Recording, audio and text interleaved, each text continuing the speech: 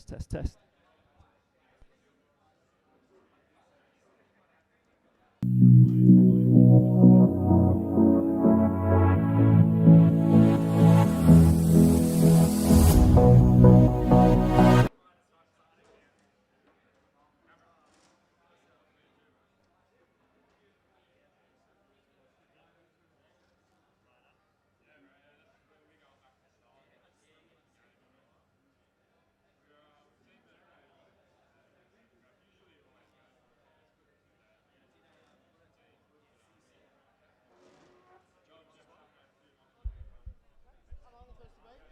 Yeah, we're just introducing first. Yes. You use this one. Yeah, right. Are you introducing it? No, you're the host, mate. Yeah, mate. It's all you, my friend.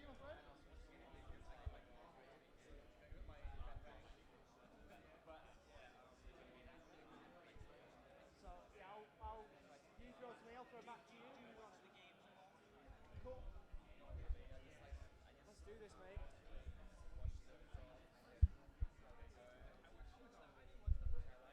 go, mate.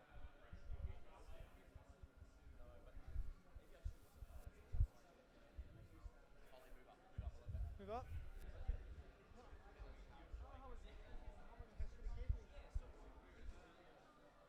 That one? Yeah.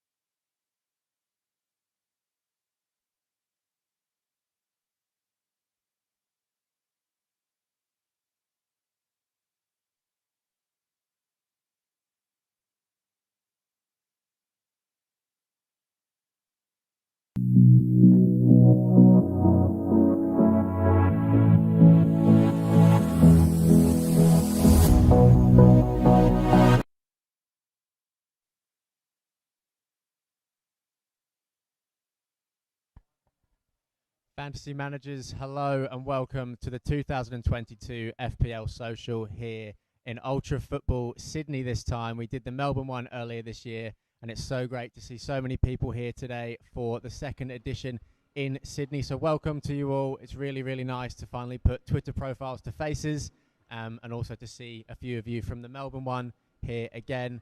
Me and Ollie are going to be your hosts for today's event. Again, we thank you all for being here. Ollie, how excited are you? Very, very excited, my friend. Welcome to you all. Thanks all for coming. If you're from Sydney, from Melbourne, from Canberra, from elsewhere, thanks for being here. It's great, again, like Elliot said, to put Twitter profiles to faces and to see so many people here in the community is absolutely wonderful. So let's bring it on, mate. We've had people travel for a couple of hours today, early mornings, so it's really, really nice to see so many of you here. We're going to get underway with our first debate in about a minute's time, so we'll swing over there now. So sit back and enjoy. If you're watching along at home as well, get involved, get your comments in, and obviously if you're in the audience and you have a question, please raise your hand as well and we'll try to get round to you. But we'll get started with the first debate in about a minute's time.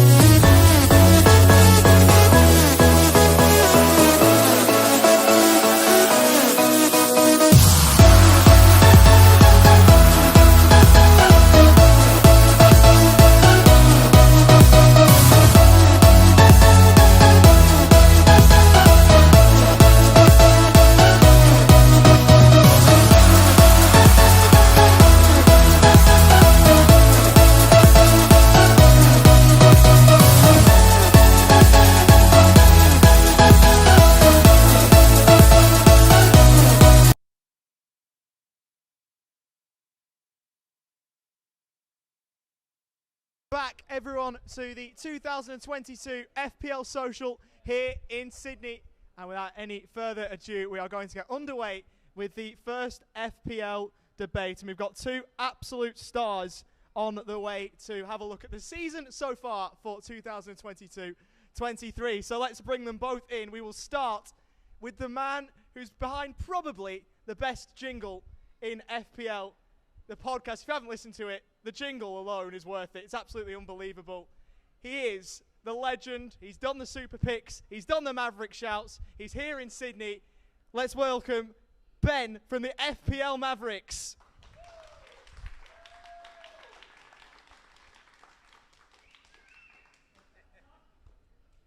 Hello, mate. How are you, mate?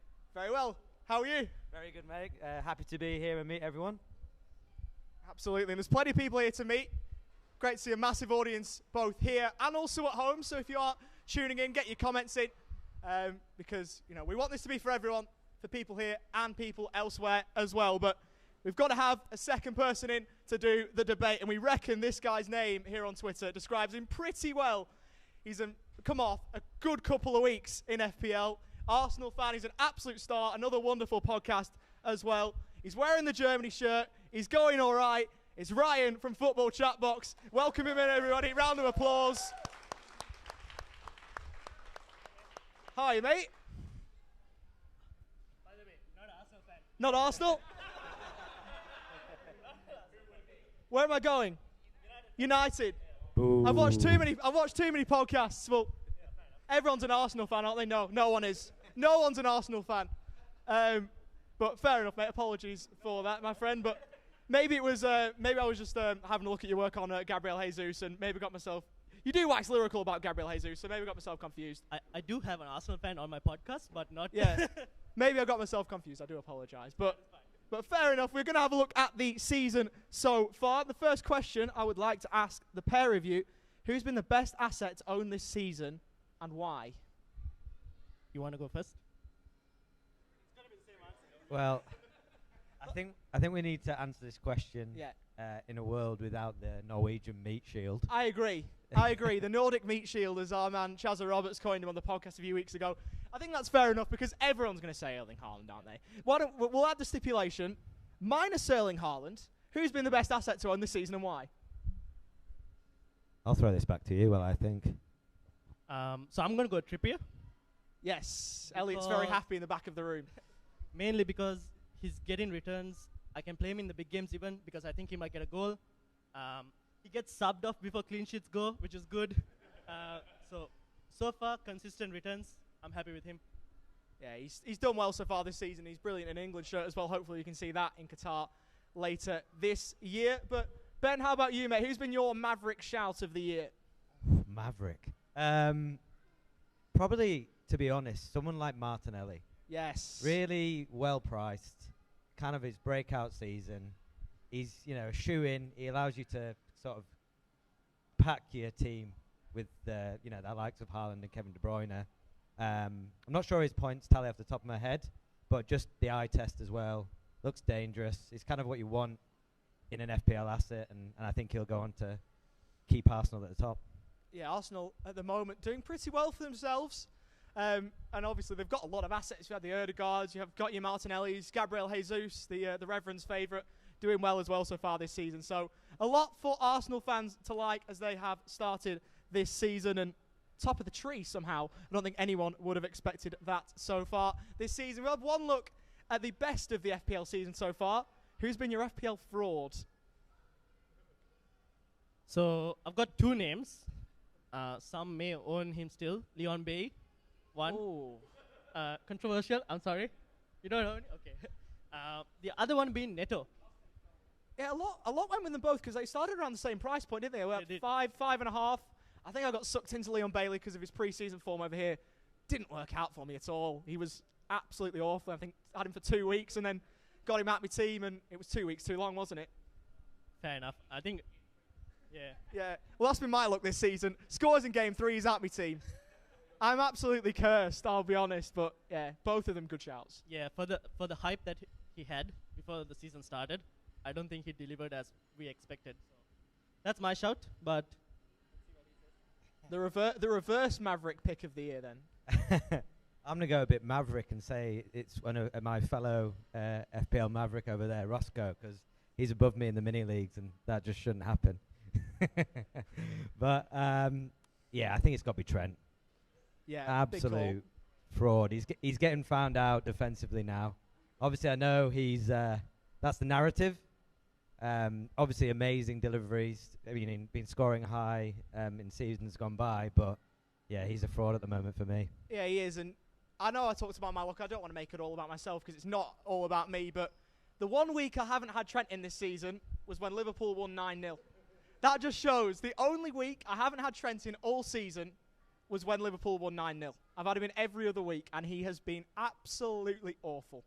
I'm seeing a trend here. So who do you not have this week?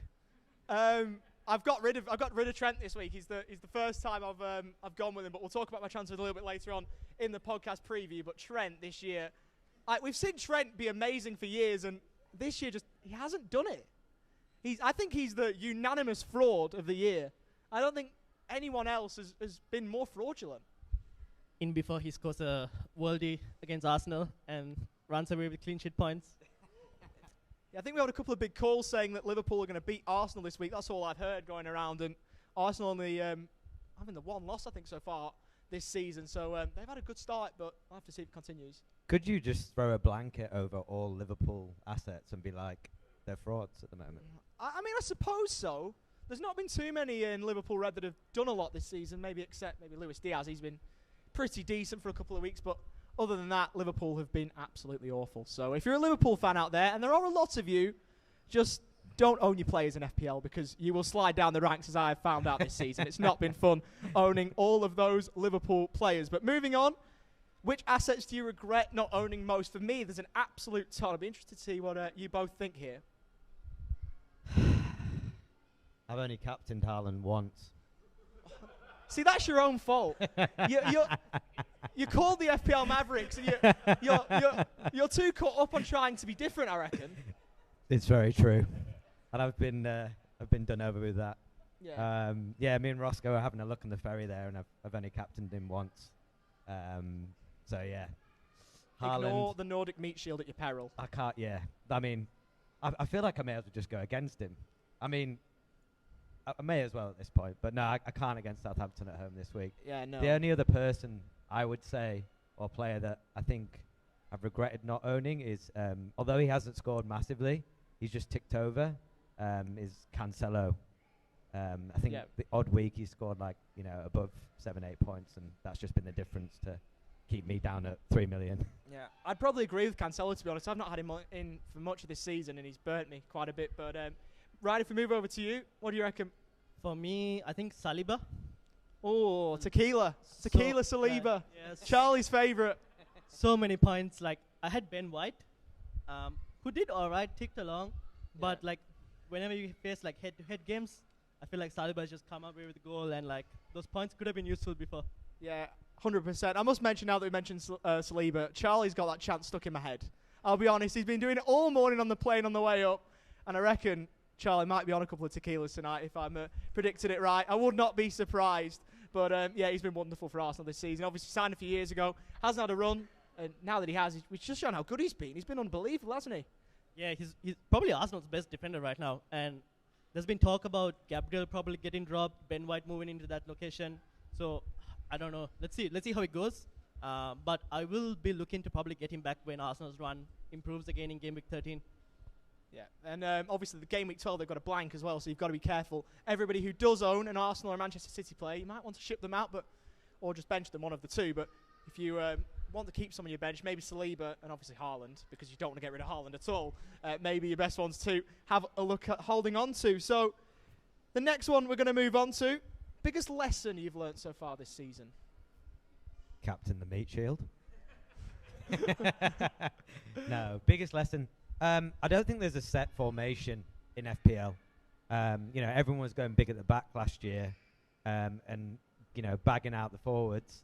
This year, the forwards have come back with a vengeance, and they could easily drop off again with the run that's coming up. Like my FPL team at the moment, although it's doing absolutely rubbish, is now packed into five in the midfield. So I think you've got to be fluid in terms of what your formation is, and not be sticking with something like big at the back or huge in the midfield. You need to be flexible on what you're doing. Yeah, that's a good call, Ryan. I probably agree with him because, like, maybe Captain Haaland, easiest answer to say. I captain Salah last week, unfortunately, didn't go well. Yeah. But apart from that, I think maybe just like trust yourself as well. Some of the decisions, just don't be too in like a panic mode. Don't transfer players too quickly. If they have good numbers behind them, just keep them, see how they do. And yeah, don't put yourself in a position where you're like locked in certain formations, because we saw the season started with like big at the back, then we went to big in front, and now we're like, oh, maybe 8 million midfielders are really good. So it's very fluid. The whole season's going to be fluid. So make sure that you're also flexible. Yeah, and those 8 million midfielders pre-season were the talk of the time, weren't they? Because you had Kulusevski was that price, Luis Diaz was that price, Mason Mount was that price. There's probably a couple of others that I'm missing. Was Foden the same? I think they were all around the same price. So, those that went with that structure have probably done better than those that didn't. I know I was one that probably didn't do it. I went with the wrong ones. Kulusevski, I think, was the same after his wonderful run at the end of last season, but it's not quite worked out for him. But there's been some good 8 million assets definitely in the midfield. And to move on, best assets signed in the summer window. Who are the ones to watch for the rest of the campaign? I need to check my notes for this. I don't remember. Take as much time as you need.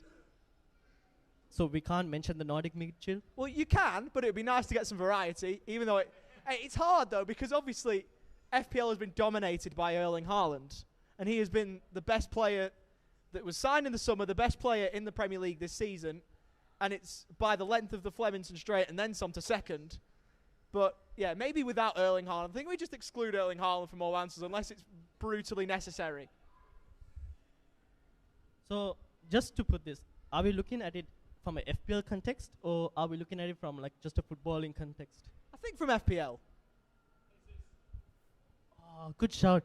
I'm going to steal that answer, I think probably Gabriel Jesus. Right now, he's just been playing really well for Arsenal. There were questions about him, whether like will he be able to fit into the Arsenal system. We don't know. He hasn't played like a consistent striker role. So maybe him. It's still too early, but I'll be really interested to see Anthony, how he does. Scored a really good goal against City. Looks like a confidence type player. I'm expecting some good returns in the future, but maybe him in the future. But at the moment, Gabriel Jesus. Yeah, great call. Yeah, I think he had like 80% ownership at one point. I think it's dropped slightly since then, but he's been wonderful so far this campaign. Ben, are you going to agree, or are you going to add a bit of debate to this debate? No, I'll definitely agree. I think Jesus has been phenomenal. I can't even say it. Amazing. I think the one to watch for me at the moment that hasn't quite hit his straps is Sterling for Chelsea. I think in this new setup with the new manager, I think he's going to go really well. He hasn't been bad so far this season. He looks probably one of the best for Chelsea before Tuchel got the boot, which, you can have your own debates about that, whether you thought that was fair or not. Thought maybe slightly harsh, but, I'm not a Chelsea fan. Maybe some Chelsea fans, Pete, back of the room, might have some different opinions. What about all them Forest signings? They've signed. Does any of them look good? Everybody and their nan they've signed Forest. They're down at the City Ground. They've had to have like these orientation days like you do at school just to remember all your names. We were saying in the intro, they're going to need all these name tags like we've got just to remember all the players. It's unbelievable. Aurier doesn't know his coach's name, does he? I don't think half of the players would. But Steve Cooper, it's an interesting one, isn't it? Certainly. He's just signed a new contract as well, which maybe they're just going to say, look, we'll stick with you whatever happens, and then if he goes down, he'll get us straight back up, because I know the fans love him. So yeah, they certainly do, and they'd have reason to, given that he's set them up as well. But the next point that we want to move on to is the forwards this season. I think a couple of seasons ago, the last couple of seasons, maybe there haven't been the wealth up top that we've had in previous years. Obviously, we've had the Suarez's and Aguero's and the Miitus in the years gone by, if you want a cult hero. But we've got a lot of options this year. You've got Kane, you've got Darwin, who's come in, who we didn't even mention on the signings. There's been plenty of strikers who've had a run. So how have you dealt with that so far this season? A couple of weeks ago, we would have been talking a lot about forwards. Now all we see are probably like injury situations with Mitrovic, Isak.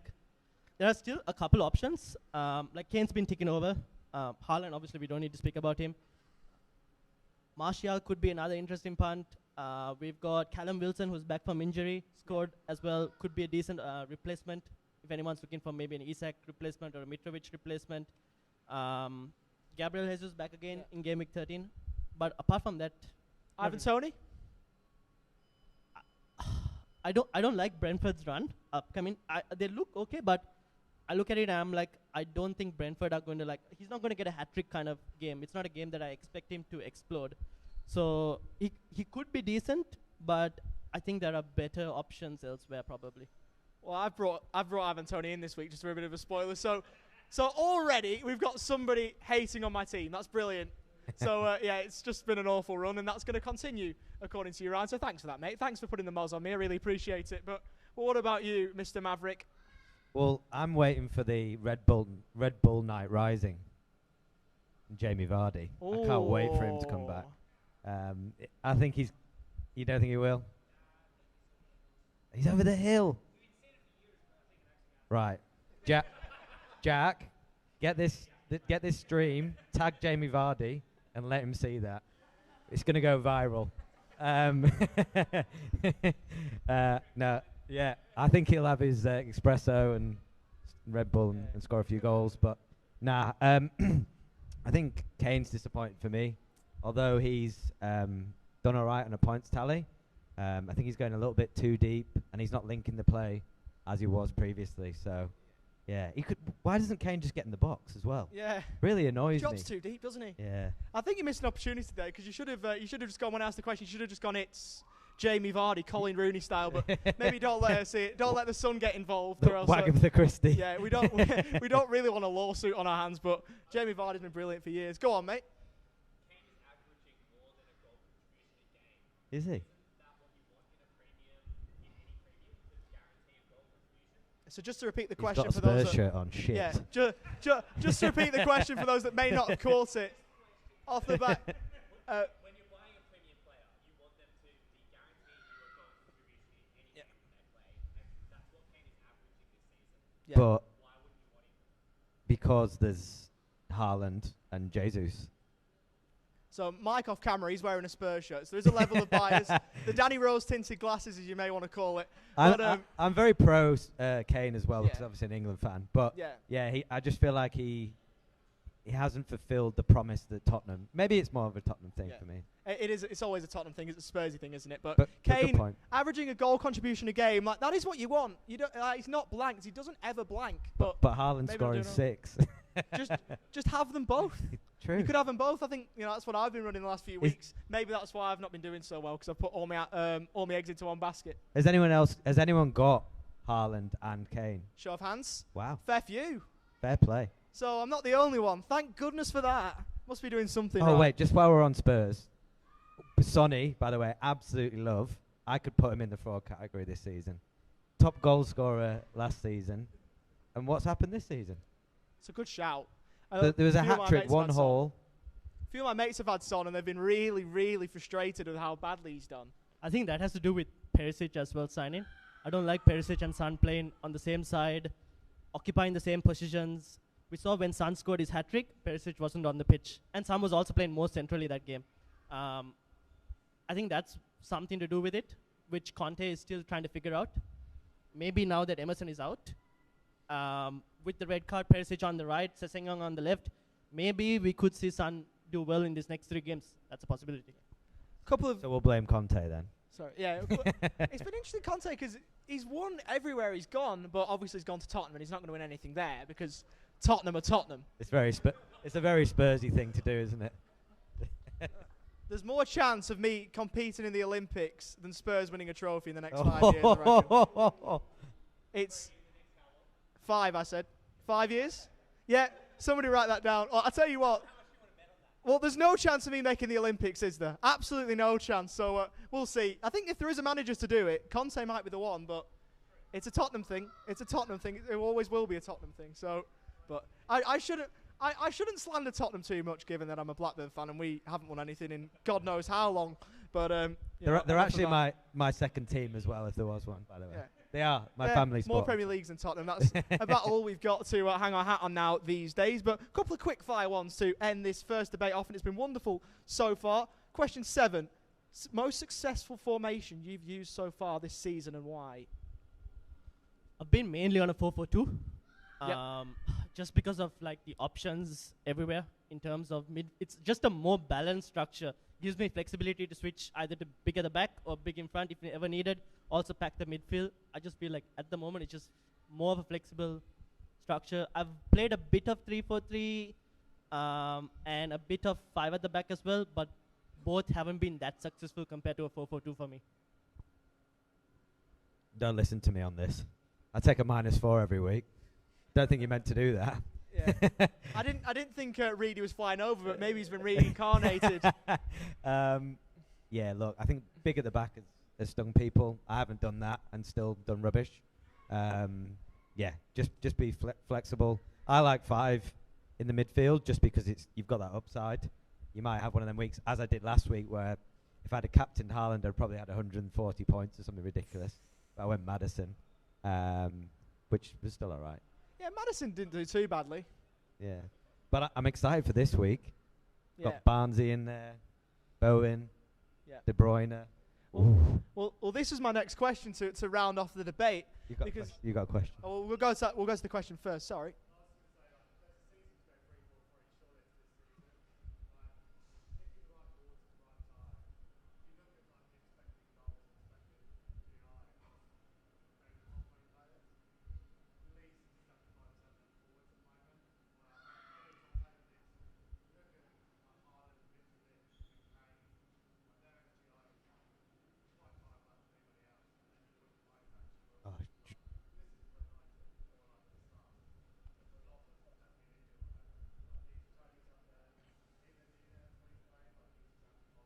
Yeah. Yeah. 3 up front.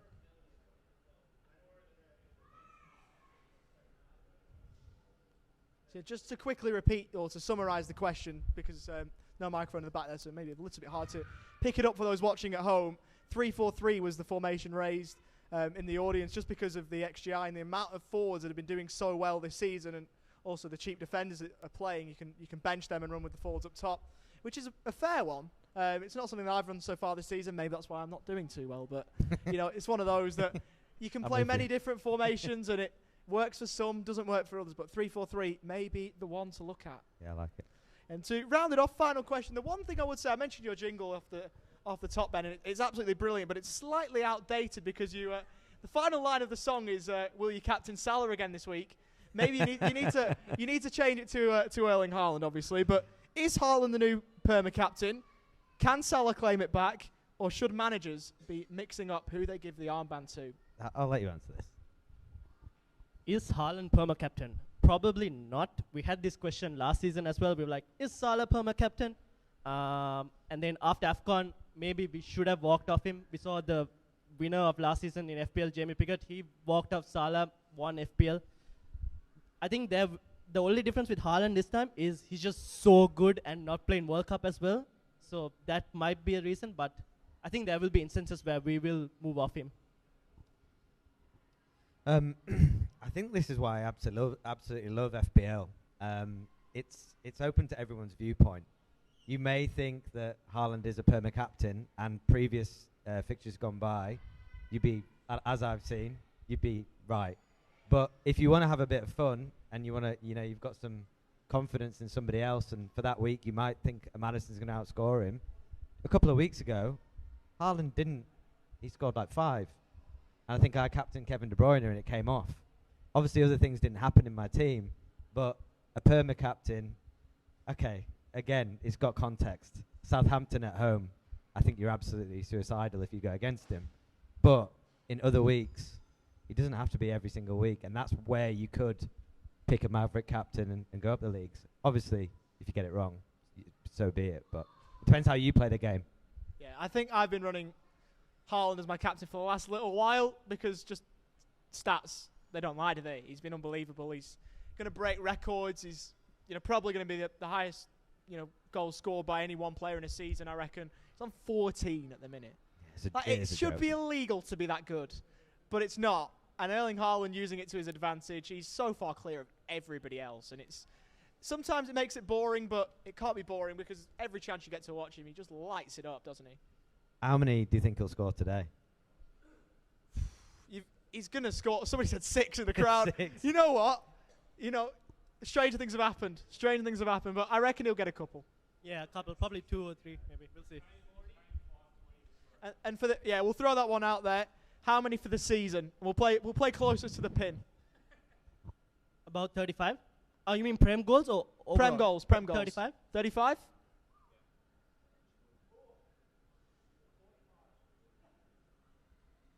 $41. 41. We'll see who's closer at the end of the season. Why not? We'll bring this back. We'll bring it up after game week 38, and we'll sort something out. We'll have to see who's closer. 35, 41. I reckon you're both in the ballpark, but then again, you may be too far short because he's on track for something like 66 goals or something stupid. So maybe you are too short. But that rounds off the first FPL debate. To Ryan and to Ben, thank you very much.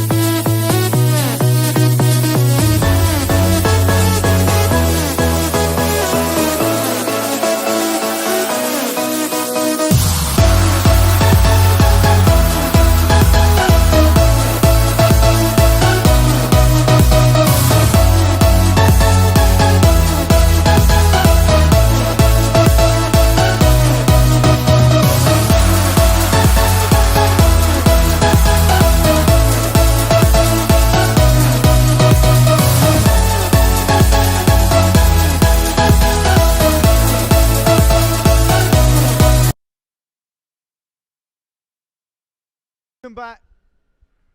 Don't know. Welcome back to one and to all to the FPL Social. Just checking if the mic's working. I'm pretty sure. All good to go for the second FPL Debate of the afternoon. Oliver Walker-Peel is my name. Just a couple of quick things before we go. If you are watching online on the live stream on YouTube, make sure to get your questions in. We will get to those in due course. And also make sure you're following at FPL_social on Twitter to keep up to date with everything that is going on here this afternoon. We'll bring in both of our panellists for the second debate. Both of them support the same club, but both of them play FPL a different way. We're going to bring in the first of our panellists who was unable to make it to Melbourne for the last FPL Social. He calls himself an FPL amateur, but he is our consummate professional. Let's welcome in from the amateurs of our podcast, it's Quentin Dunn. Hello, my friend. How you doing? Yeah, I'm great. How are you? Yeah, very well, thank you. And good to have you at an FPL Social event after you couldn't make the one in February. No, definitely. As I said to Jack, I started a new job, and I sort of told him my interview I had to have this weekend off, so I was coming no matter what. So He's just committed, isn't he? He's just committed. How can you not love that? Absolutely wonderful. But we've got someone who, you know, can maybe be described as an eye test merchant to someone who is the exact opposite. He's our spreadsheet king. He's an absolute legend. He's here at the FPL Social as well. He is the man, the myth, the planner, TN.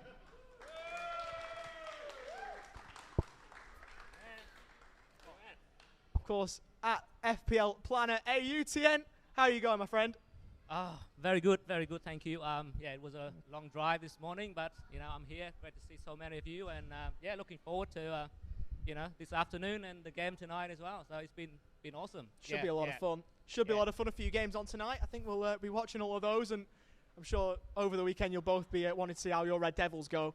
Hoping for both of your sake that they get the 3 points, but there'll be plenty hoping for the opposite. But, you know, I suppose we'll cross that bridge when we come to it. But the bridge we're at now is the second FPL debate. Let's have a look at this then. Eye test versus the stats. So first question, it's a pretty easy one. It's basically just what we're going off in the introduction. How do you guys play FPL? I sort of play it like I'm an avid, say, a football addict. I play it sort of like how I watch football. So I'll take stats with a grain of salt, and mainly what I can see if my eye is happening is what, you know, is happening for me rather than looking at, you know, all the stats. But, you know, as Tian will tell you, like, you can use stats as well. But for me, I find it more exciting to pick a player that, you know, I enjoy watching play and that, you know, is a good footballer. So. So, Quentin, you're saying that stats lie. Tian, I think you've got a different opinion on that. Well, I think stats don't lie, but people view stats differently. Yeah. I think that's the key. And for me, I don't want to rely on just one thing because, you know, I try to get all the information I can, and that's how I play FPL as well. So I'm not all for stats. I'm not all for eye tests. I'm not all for vibe or whatever. I'm all for everything. So probably the other thing that sort of defines the way I play is I try to be patient whenever I can. So I don't get too excited when I see someone is like looking really good. I want to sort of take a moment to pause, think about it, maybe check some stats before I make a decision. So I generally don't make the decision on the night or the day before or the day after.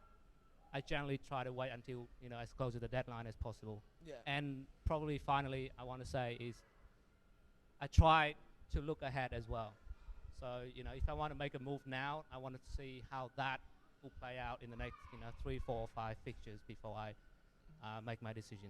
Yeah, it's very interesting. It would be nice if you could just get a show of hands to the people in the room, and maybe in the comments as well, if you want to put how you play FPL. But is there anyone in the room who would, you know, regard themselves more as an eye test manager, more of a Quentin? Just raise your hand. Or there's a few, and then there's a lot more stats. Then if you could, a few more stats. Yeah, is it probably 60-40 split? A few boos in the crowd as well. So you know, there's a bit of friction building up in ultra football in Sydney. Not too much. It's all good vibes here, which is absolutely wonderful. But question 2, and this is more directed at TN than Q, but Q, you're welcome to add your 2 pence worth into it. How can managers use stats to pick players, and what are the key ones that people should be looking at?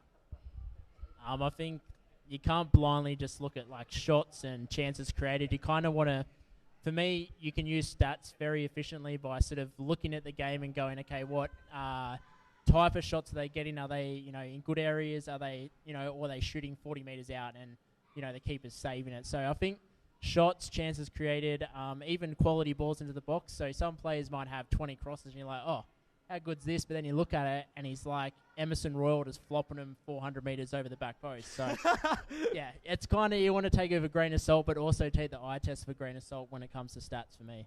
Tell you what, a lot of Tottenham fans don't like Emerson Royal. And if you're a Tottenham fan, you don't need lecturing on that. I'm sorry, Mike, for even mentioning his name. The head shake was one of disgust. The head shake was one of disgust from you, and obviously the red card was stupid that he got in the North London derby last weekend. But Tien, you're more well-versed, it must be said, than Q on stats. Which ones do you look at to build your teams that most of the time are quite successful? I think before I say what stats I use, I'll tell you what stats I don't use first. Yep. And that's how many points some player has scored the week before. That's the worst Great stats call. that I look at. Great call. Okay, because they don't tell the story. So what I tend to look at is the underlying stats. So obviously, someone may score, someone may not score, but they've been consistently performing in the sort of the underlying stats. Then you potentially can look at. So things like the expected goals and expected assists, they're very useful because it's sort of compiled a lot of components inside it. So they tend to paint a pretty good story about how a player has been performing, even though it may not result in the actual goals or assists. But if you look at a period of time, the expected data can be very useful. Some of the other stats I look at include things like shot and shot in the box, or shot on target as well. They are very, very important because if someone doesn't take a lot of shots, you probably would bet that they're probably not going to score. Yeah. And sometimes I look at heat map as well, depending on the player. So for attackers or fullback or wing backs, I want to see the heat maps. Especially if heat map changes over time, then it tells that maybe the way they play has changed or the tactical formation has changed, and that can help me make my decisions as well. Yeah, wonderful. You've mentioned quite a fair few there that would make a lot of sense, because very rarely do you see players, there are some that you can obviously go back in time and look at the players who shoot from 30 yards and score every single time. That's the only way that they get goals. See someone like Phil Jagielka, who could only score goals from outside of the box, and once he gets inside the box, he'll sky him over the bar. But it's the quality of shots are really important. So that's a good one to bring on. This is more your area, Q. This next question: what's the eye test? What do you look for, and how does this enable your picks? Is it one of those where you look at someone like Richarlison, who's got 20 expected flip-flaps a game, or is it more you're looking at, he's fleet-footed, he can shoot? What is it? Is it a blend of the two?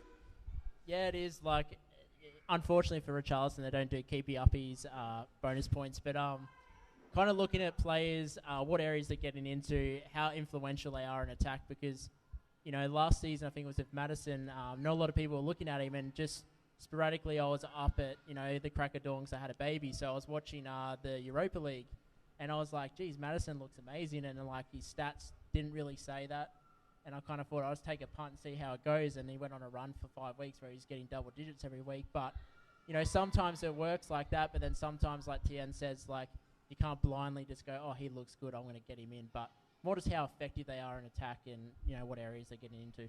Yeah.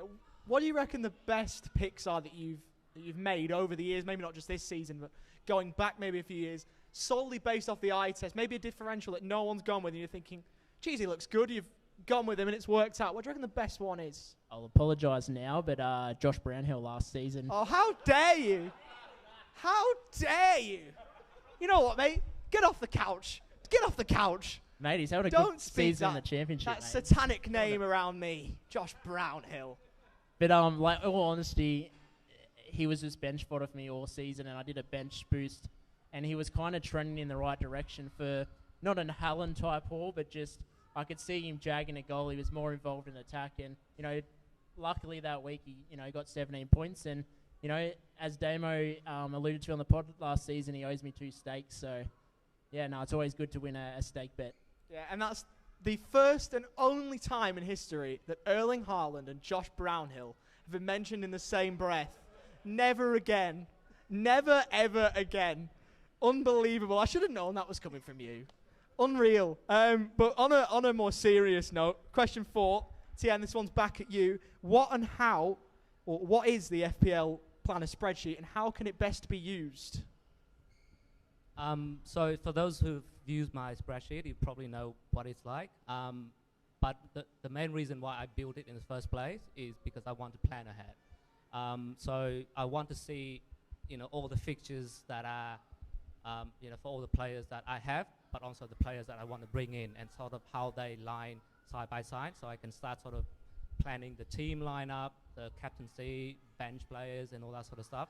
So that's the main, the reason I built it in the first place. And initially it was a very basic one, sort of like copy and paste the fixtures list from somewhere.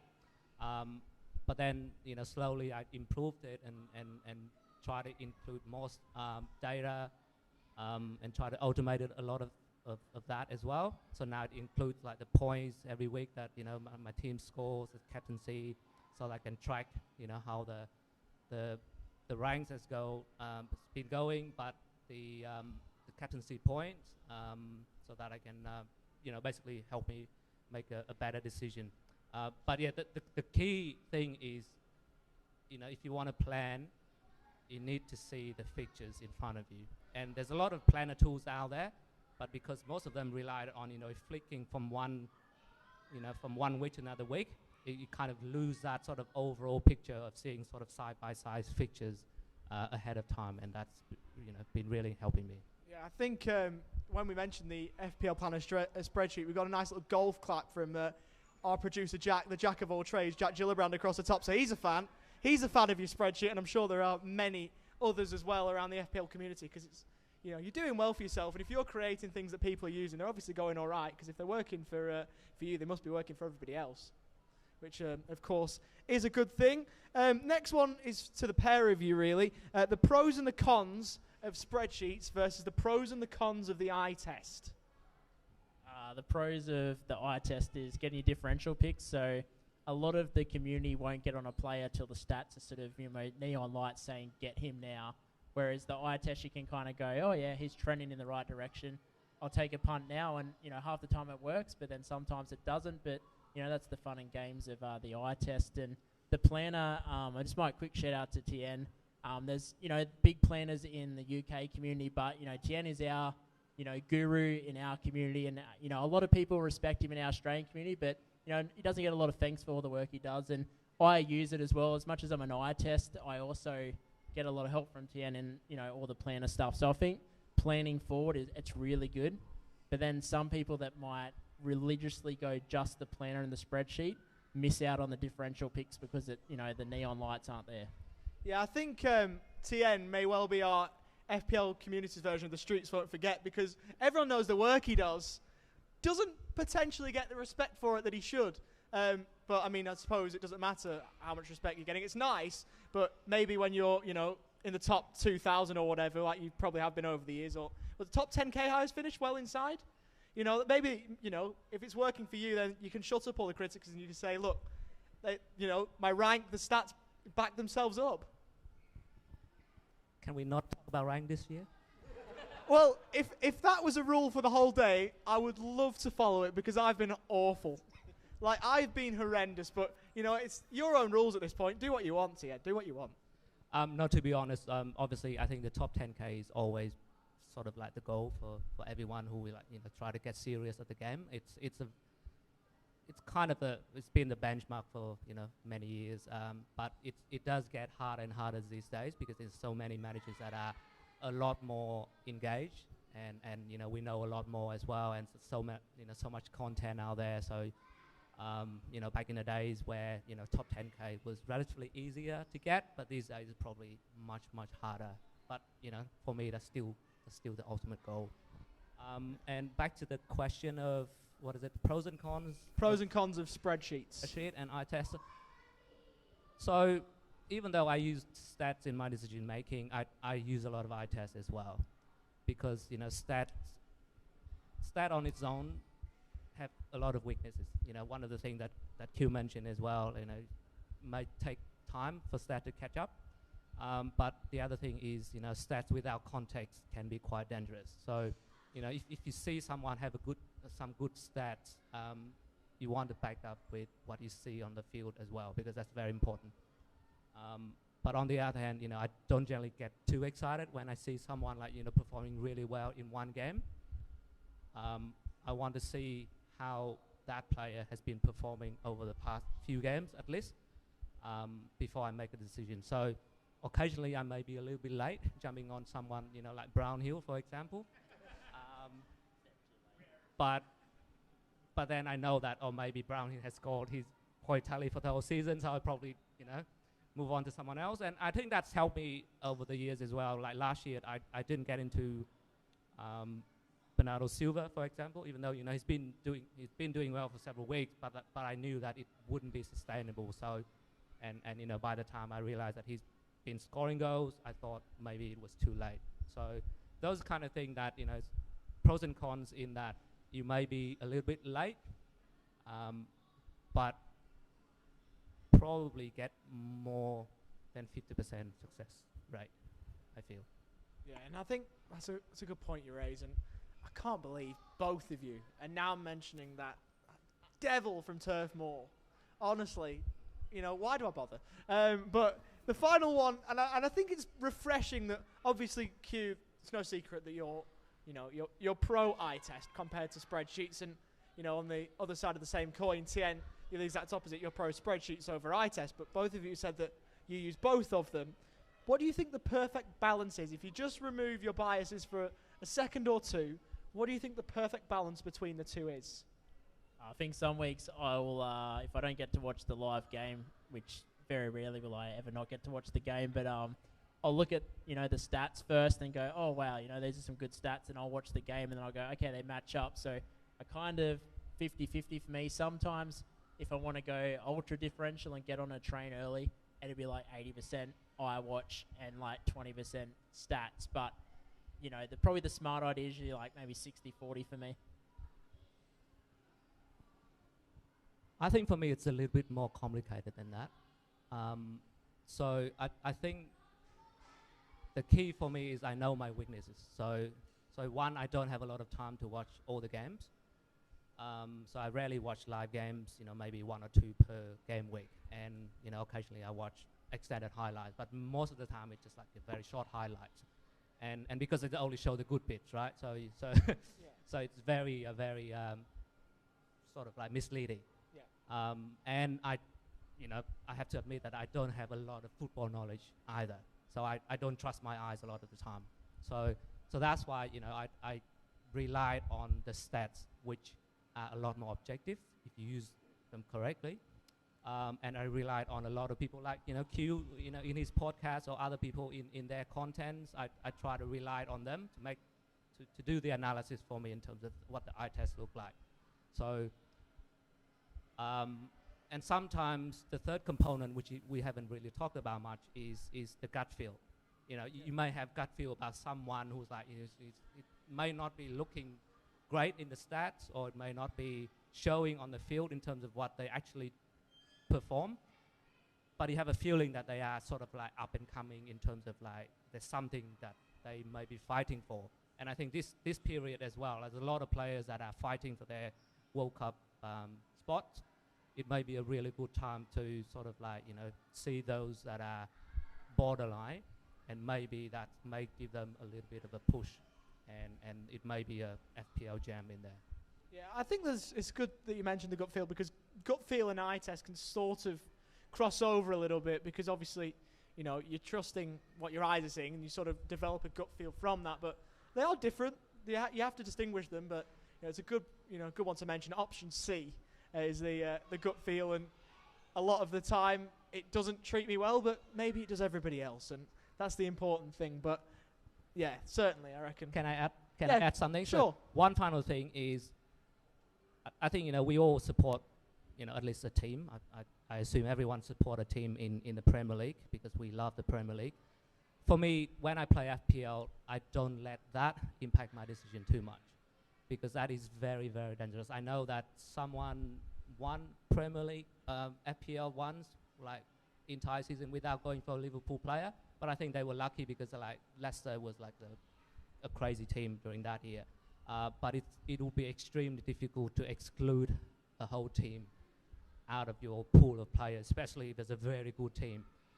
And vice versa, if you have your bias against your own team. If I pick 3 United players every week, I think I'm going to be pretty poorly ranked for most seasons. So yeah, that's just another thing I want to add as well. Like try to take that sort of your own bias into your decision making, because sometimes it's not very, very useful. Yeah, well, the one thing about that, I remember that year, I think it was Ben Crabtree who won it, who didn't select any Liverpool players. But you've got to remember there was a bit of bias in that as well, because he, of course, was an Everton fan. And that was the reason why he didn't select any Liverpool players. So that was one where he let his hate for another team blind him, and it worked. Well, I mean, I suppose it didn't blind him, did it? Because he won. But, you know, that's one where people pick their own players, but sometimes people don't pick certain players because they play for a certain team, and it works. But I don't know how he won that year by not picking any Liverpool players. Like, how you can do that? Ben, teach me your ways. If you somehow find your way onto this social page, teach me how you can do that by just not picking Liverpool players and winning anyway. You're too good. Give some FPL skills to the rest of us, please. But that just about rounds up the second debate. Absolutely wonderful. Not sure about the team that you two support, but you're two absolutely legends, legendary blokes. So, Tien, Quentin, thank you very, very much. We will take a short break now. Football.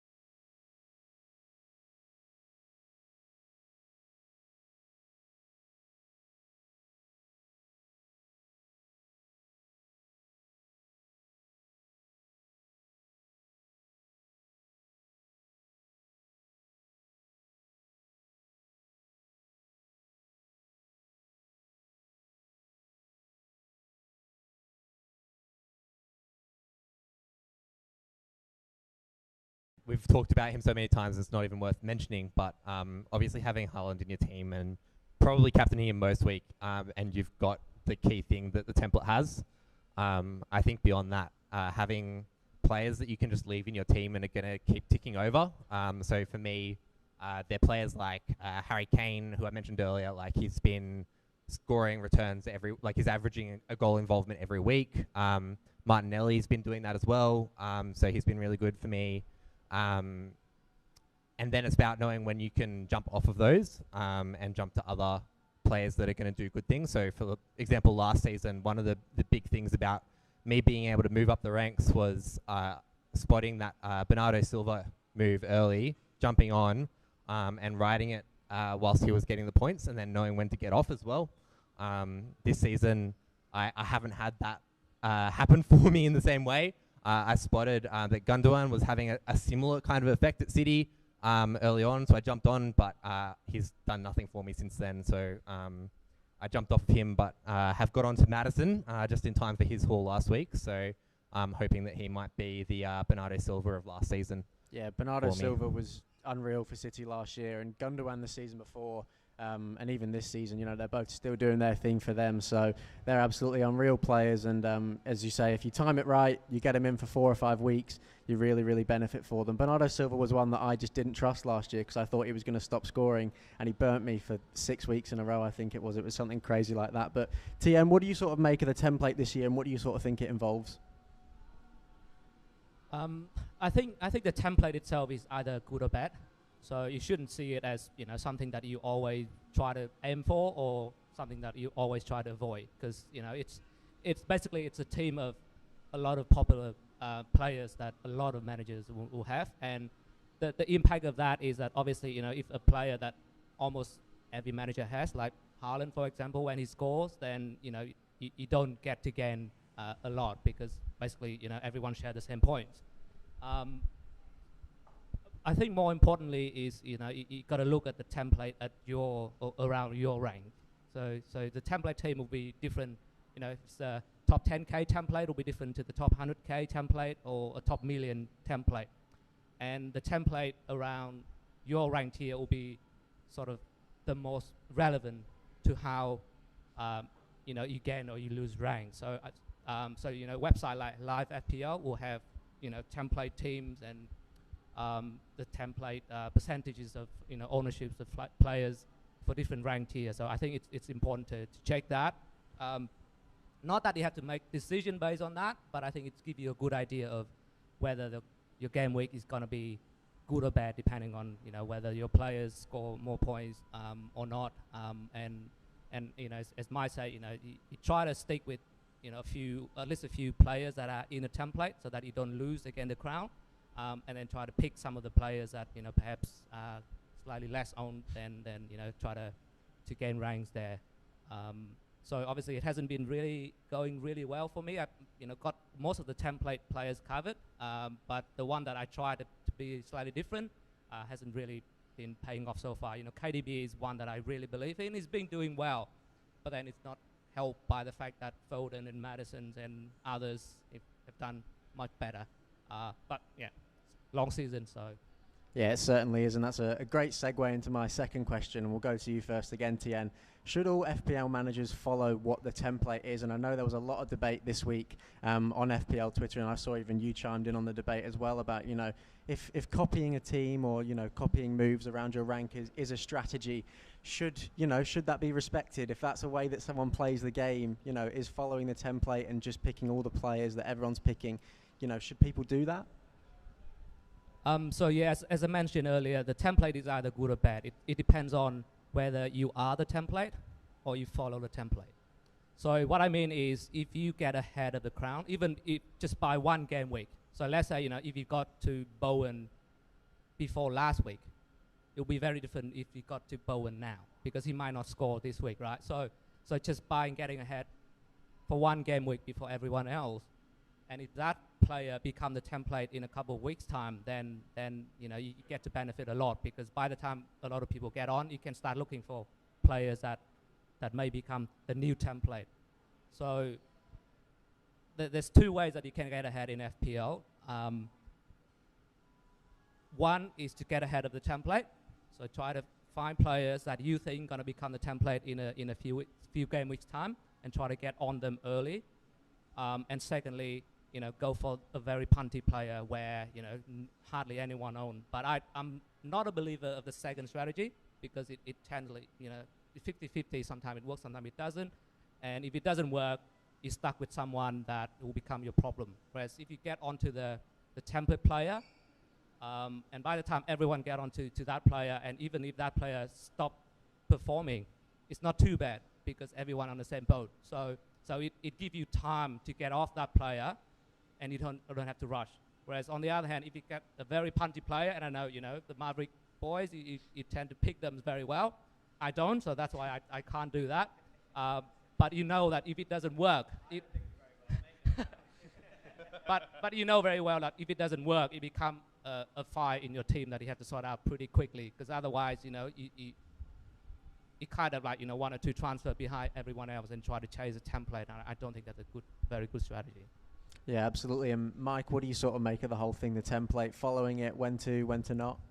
I mean, I think it depends on what you're trying to achieve with Fantasy Premier League. So I think for me, when I started playing, I was coming in for something that I wanted to engage with other people. So it was during lockdowns. I wanted to build connections with people.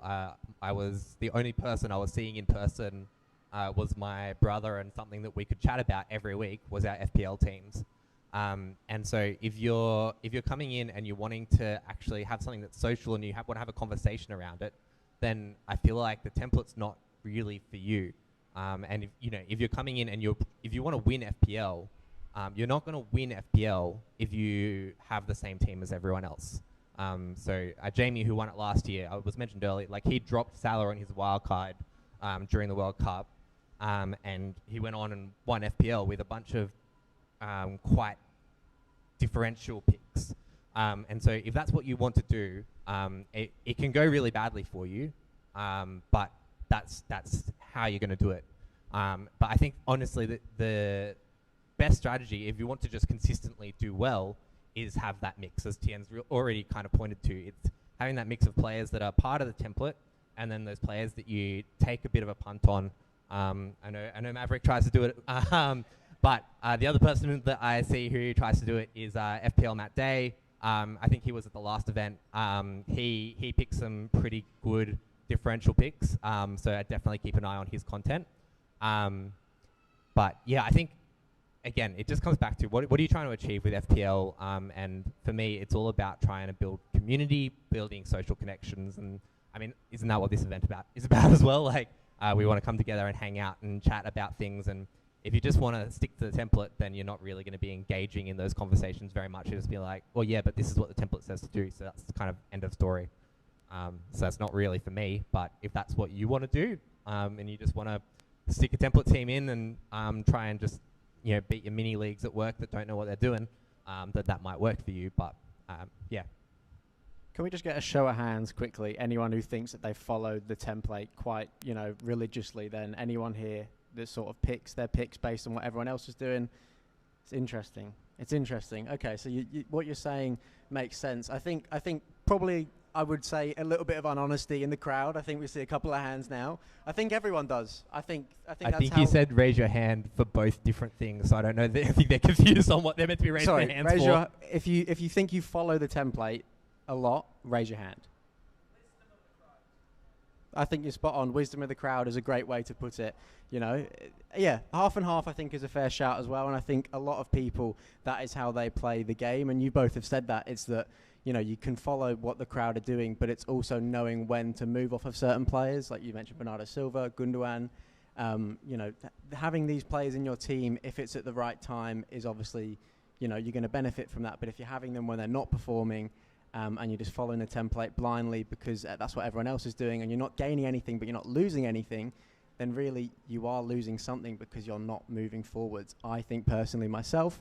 So you two would sort of stay, we'll go to you for this one, Mike, first, that you're 50-50 as well. You make your picks not necessarily based on what other people do, but you follow the template somewhat.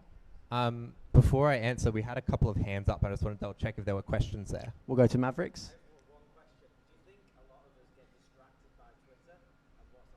Right. All right. We'll go to you for this one then, Mike. Do you think that a lot of us get distracted by Twitter and what's on there? Because I know my answer to this one. Yes. I don't think anyone can say that they've. I mean, unless I know there's at least one person in the room that's not on Twitter. But he's probably doing better than all of us. Let's be honest. I think if you're on Twitter, there's definitely lots of opinions there, which means that there's definitely wrong opinions on there. And I mean, at the end of the day, this is a game that, in any day on any football field, a team can show up and do something that you're just not expecting. And so, in hindsight, you're going to look back at opinions people have raised, and there's going to be some absolute howlers from people that generally produce things that are actually sound advice. So just because you're looking back and being like, oh, well, they're said this thing that's wrong, that doesn't mean they're always going to be wrong. And so it's very easy to look at Twitter and have so many opinions and just kind of then end up being like, I don't even know what to do because there's just too many opinions. Yep. If there was somebody with access to Twitter and somebody that knew football and had no Twitter, who do you think comes out top? All right, we'll go to TN for this one. So if there was someone who had access to Twitter and then someone who didn't, who really knew football, who do you think would come out on top? If I answer based on the work mini league that I'm in, then being on Twitter is definitely give you an edge. Now, coming back to your first question, I think, yes, there's a lot of noise on Twitter, so it's very, very important that you know who you trust and what opinion you value more than others. And the other thing is, it's very easy to get FOMO, so fear of missing out, being on Twitter, because, suddenly, by the deadline, everyone is getting someone in, like, James or whoever. Then suddenly you don't have James in your team, and you start to panic because it seems like, if everyone is getting him in, and that fear of like you missing out can drive your decision. And so yeah, all I'm saying is try your best to avoid that. Obviously, if you are intending to take James in, then by no means get him in. Doesn't matter where everyone is getting him in or not. But if you are not planning to get him in, and suddenly Twitter is driving you, that temptation to get him in, then you need to pause and think why.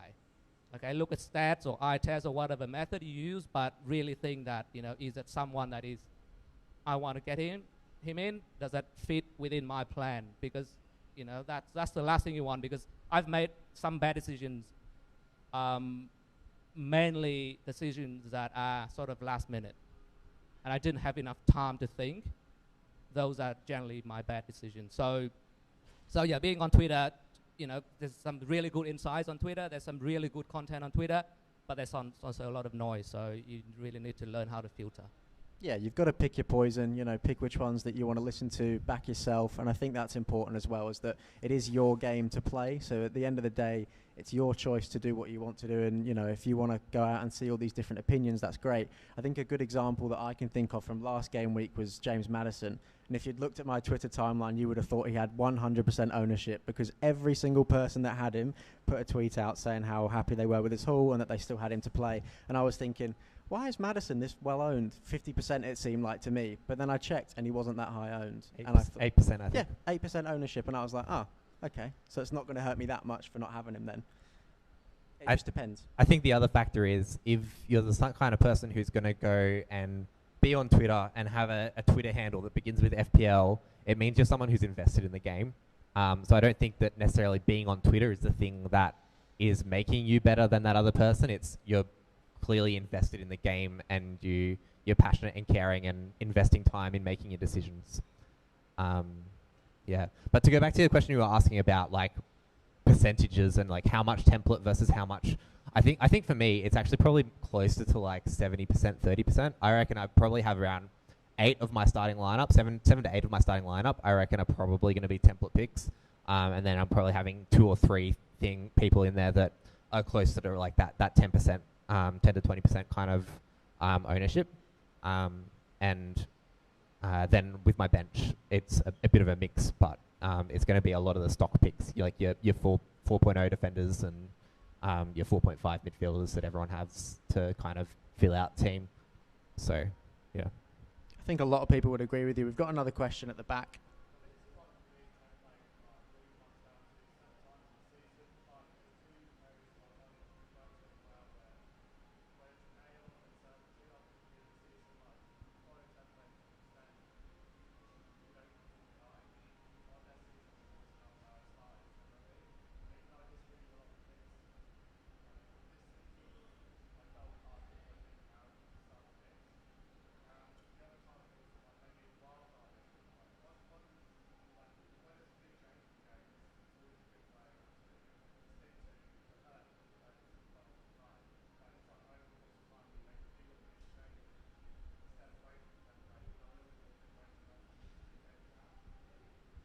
Interesting. Obviously, just pretty much saying there that I think in times of uncertainty, like when the game is first, released before the first ball's even been kicked in the season, it's probably smart to stick with the pack and sort of go with the template just to sort of ride the wave, and then you can sort of watch the games or look at the stats and see who you think is performing in whichever way that you play the game. So would you agree with that, Mike?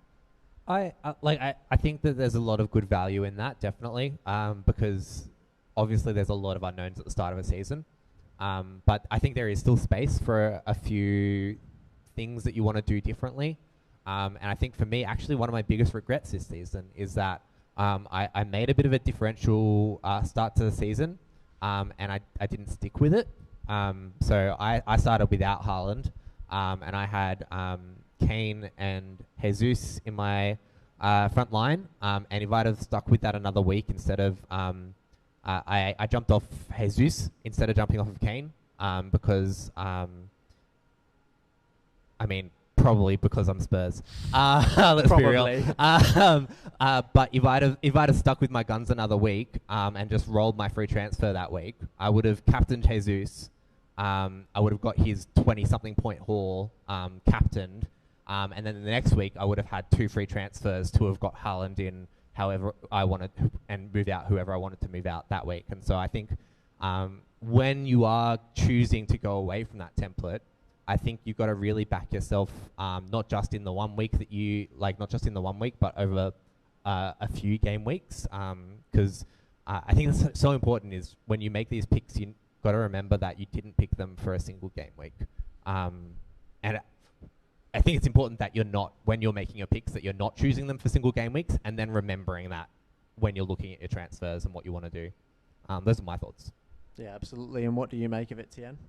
I think similarly, I think at the start of the season, I try to stick with the template. So maybe 7 or 8 of my players will be the same as the most popular players, because yes, there's a lot of unknown at the start of the season, and if things go wrong, well, a lot of people will get them wrong as well. So you're not being punished for being wrong as much, and then slowly sort of trying to identify the trends and then try to get ahead. Now, in the event that if you find yourself behind the template because you've taken some puns and it didn't work, and even if you stick with your puns for a few weeks, didn't work, try not to panic, because what you don't want to do is to wildcard into that current template, because by the time you wildcard into that current template, the template is probably has moved on. So try to use your wildcard to get to the new template. So I think that's how you not constantly falling behind, because you fall behind all the time. You make some errors, you make some wrong picks, and people make bad picks all the time. But it's important to one, stick to it. Understand why you picked those players in the first place. See that out. Have a plan to get off them, because because like last season, for example, I started off with Benrahma and Antonio, right? So obviously those two worked really well. But by game week 3, everyone was trying to get onto Benrahma. I sold Benrahma, and I got to Ismaila Sarr from Watford. He scored an instant 15 points for that game week when Benrahma suddenly stopped scoring. I mean, I'm not saying that I was a genius. I just try to get ahead. Genius. I try to get ahead, but then by buying Sarr in game week 3 or 4, I can't remember. I know that I was gonna sell him in game week 8 anyway. And by the time everyone was trying to get to Sarr because he scored a couple of goals, a lot of people trying to get onto Sarr, I've sold him again. So it's kind of like just try to take 1 or 2 picks that you really like based on whatever analysis you do. But then have a plan and have an exit plan as well, so that you don't get stuck with a player. And the opposite example to that was Morpay in my game week 25 wildcard. I got into him, he got an instant return, but then I got stuck with him for many game weeks, even though I was warned by a few people saying that you're gonna get stuck with him, and that became true, because I couldn't get rid of him because of all the other fires in my team. A lot that time of very uncertainty, game calling off, and all that sort of stuff. So yeah, just be careful not to take too many puns. You know, try to take maybe one or two at a time, see it out, and have a plan on how you deal with the fires if they become fires. I think that's a very good point that you make. We'll move on to the next question, boys, and it's about the road to 10k. Obviously, as I mentioned at the start, you're both extremely, extremely good FPL managers. For someone like myself, who is definitely not anywhere near the 10k mark at the moment, do you think that it is achievable for any single person to get that 10k point? The short answer is yes. Everyone can achieve top 10k, but it won't be easy. Especially, you know, as more. So we have like 10.5 million or so players now, or at least teams, and a lot of them are very engaged. A lot of them on Twitter, and a lot of them are very knowledgeable as well. So it's become more and more difficult. But personally, I think so. Yes, I think if you play your game carefully and know what you're doing, then I think it's totally achievable. Yeah, and what about you, Mike? What do you think? I mean, I didn't even know the concept of 10k existed when I started playing FPL at the start of last season, and I ended up in the top 1k. So I think that if that anything is a testament to the fact that anyone can do it, then that is. I don't think that I am I think I made some good decisions last season, and I had a lot of luck last season. I think I'm a decent FPL manager, but I wouldn't call myself a great FPL manager yet. I don't think I've shown consistency enough over a long enough time. But I think that is then evidence that anyone can do it. But also anyone can get consistent over that longer time if they are willing to put in the time and learn from people who know what they're doing. So learning from people like Tien, who's consistently put in top 10k performances across many years, and I know there's a few other people in this room who've consistently performed like that as well. So looking to the community and being a part of that community and finding those people that you do want to learn from and interacting with them, and then as you find that you have something to offer, offering it as well. So one of the things I've really enjoyed this season is I've become part of one of the predict groups of predicting lineups. So I'm part of the, I don't know if you've seen at Jump the Wave on Twitter. She's great. She does lineups for Man City, Chelsea, Arsenal, Man United, Spurs, and the other top 6 team. I can't remember which ones I've said.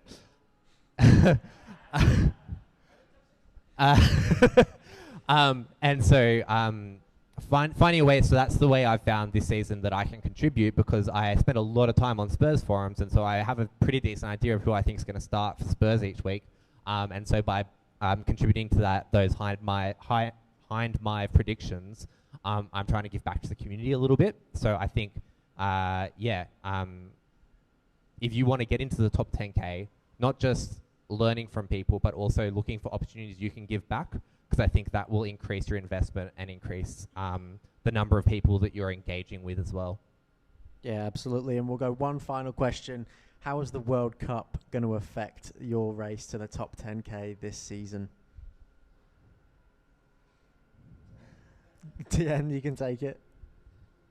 So it's going to be quite disruptive because it's a 6 weeks break, I think. And obviously when players go to play for the World Cup, a lot of them will get injured, or whatever happened to them. And even the players that don't go to the World Cup, something may happen to them too. So it's going to be very disruptive, and I think because of that, a lot of people see the first half of the season as sort of like the mini season in itself. So a lot of people now are sort of like playing and try to dead end their team to Gameweek 16, and then it got unlimited free transfer to basically change your whole team after the World Cup. I don't think, on the other hand, it changes the way I approach the game, because to me, the first half of the season, or even 2/3 of the season, is more about staying with the pack. I still treat it as a marathon. So at the start of the marathon, you don't put everything in. All right, you try to keep pace with everyone, try to stay with the pack, and then toward the end of the season, when you start to have the blanks and the doubles and and you can plan your cheap strategies around those blind and double game weeks. Those are really good game weeks where you can potentially gain substantially. So I think that's sort of like go back to the previous question as well. Like, how do you get to top 10K? I don't think you get to top 10K by going hard at the start of the season. Okay, you may be in the top 1K now. You may be in the top 10 now. It doesn't guarantee a good finish either, because it's a very long season. So I finished in the top 10K when I was 2.8 million at the start. I was in the top 10K when I was top 10K at the start. So it's very different how you approach it. But at the end of the day, the season doesn't finish in game week 8 or game week 9 or whatever you want to pick. You know, it finished in game week 38. And it's a long season. Even now we've got a big break in the middle. It shouldn't change too much, in my opinion. That's fair enough. And Mike, do you have anything to add to that one?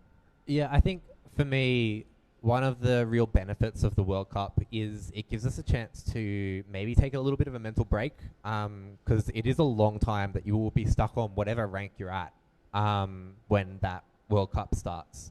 And so I think it's a good chance to just switch off from fantasy for a little bit.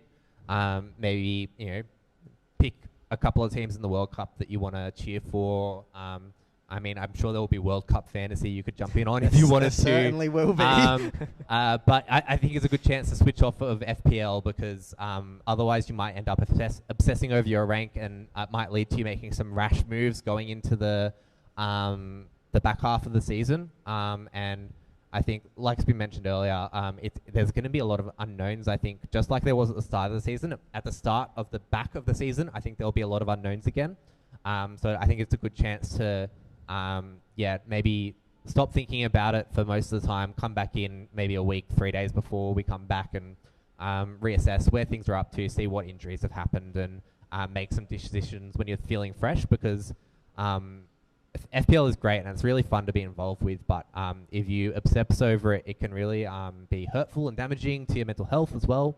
And so I think it's really important when you've got long periods where you're away from it, not to obsess over it, because that's going to end up leading to you making bad decisions in FPL, and also it can take a toll on your personal life as well, and that's not what we're here for. We're here to have a good time, and we play FPL to have a good time, and to brag about how much better we are at it than our mates. Maybe it's a good chance to step back and then reset, and then just attack that back half of the season, keep playing the game the way you're going to play it. I think also thinking about your team value as well is also I think having built up your team value in the first half of the season, I think is going to be pretty valuable coming into that back half, because it just gives you a bit more flexibility in what you want to do if you've got a bit more budget there. So those are my thoughts on it. It certainly does. And Mike, Tien, thank you very much for your time and your insight today. Thanks for having us. Thanks so much.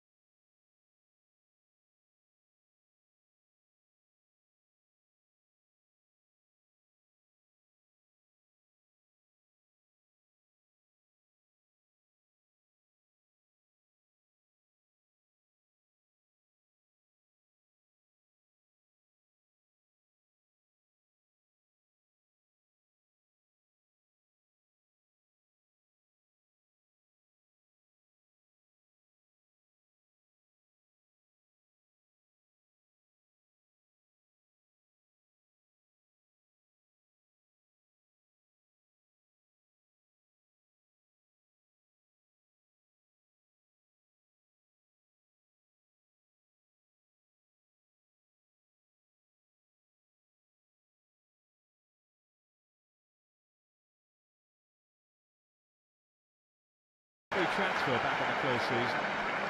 3 times Brentford's top scorer. And he's replaced Ian Hendon. So a technical approach here from the team in blue and white stripes, being held by those in red and white. So a goalless draw. More truth be told, it is United who have had most of the chances. Certainly in the second half, there have been scares for United too.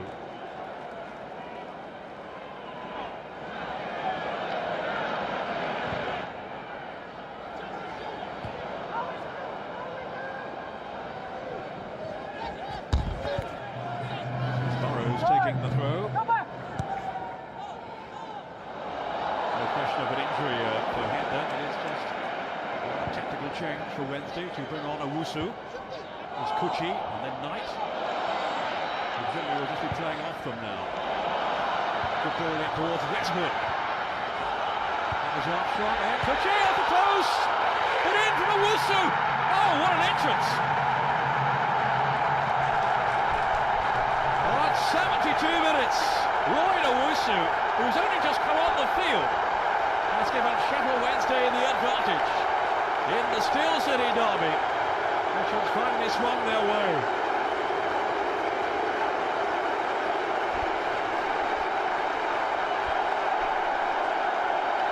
LLoyd Owusu.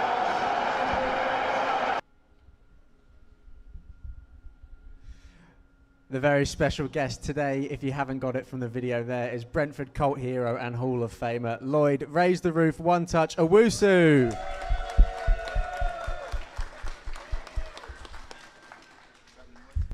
LLoyd, it's an absolute pleasure to have you sitting here with us on the couch today. How are you doing, first of all? Yeah, firstly, thank you for the invite. It's nice to be here. It's nice to be with fans and obviously the stuff you guys do. It's a pleasure to be here. Thank you.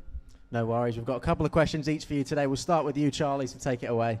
No worries. LLoyd, it's an absolute honour to have you on board today. My opening question, I'd say the answer's already in the video, but where did genuinely Raise the Roof idea come from under your name?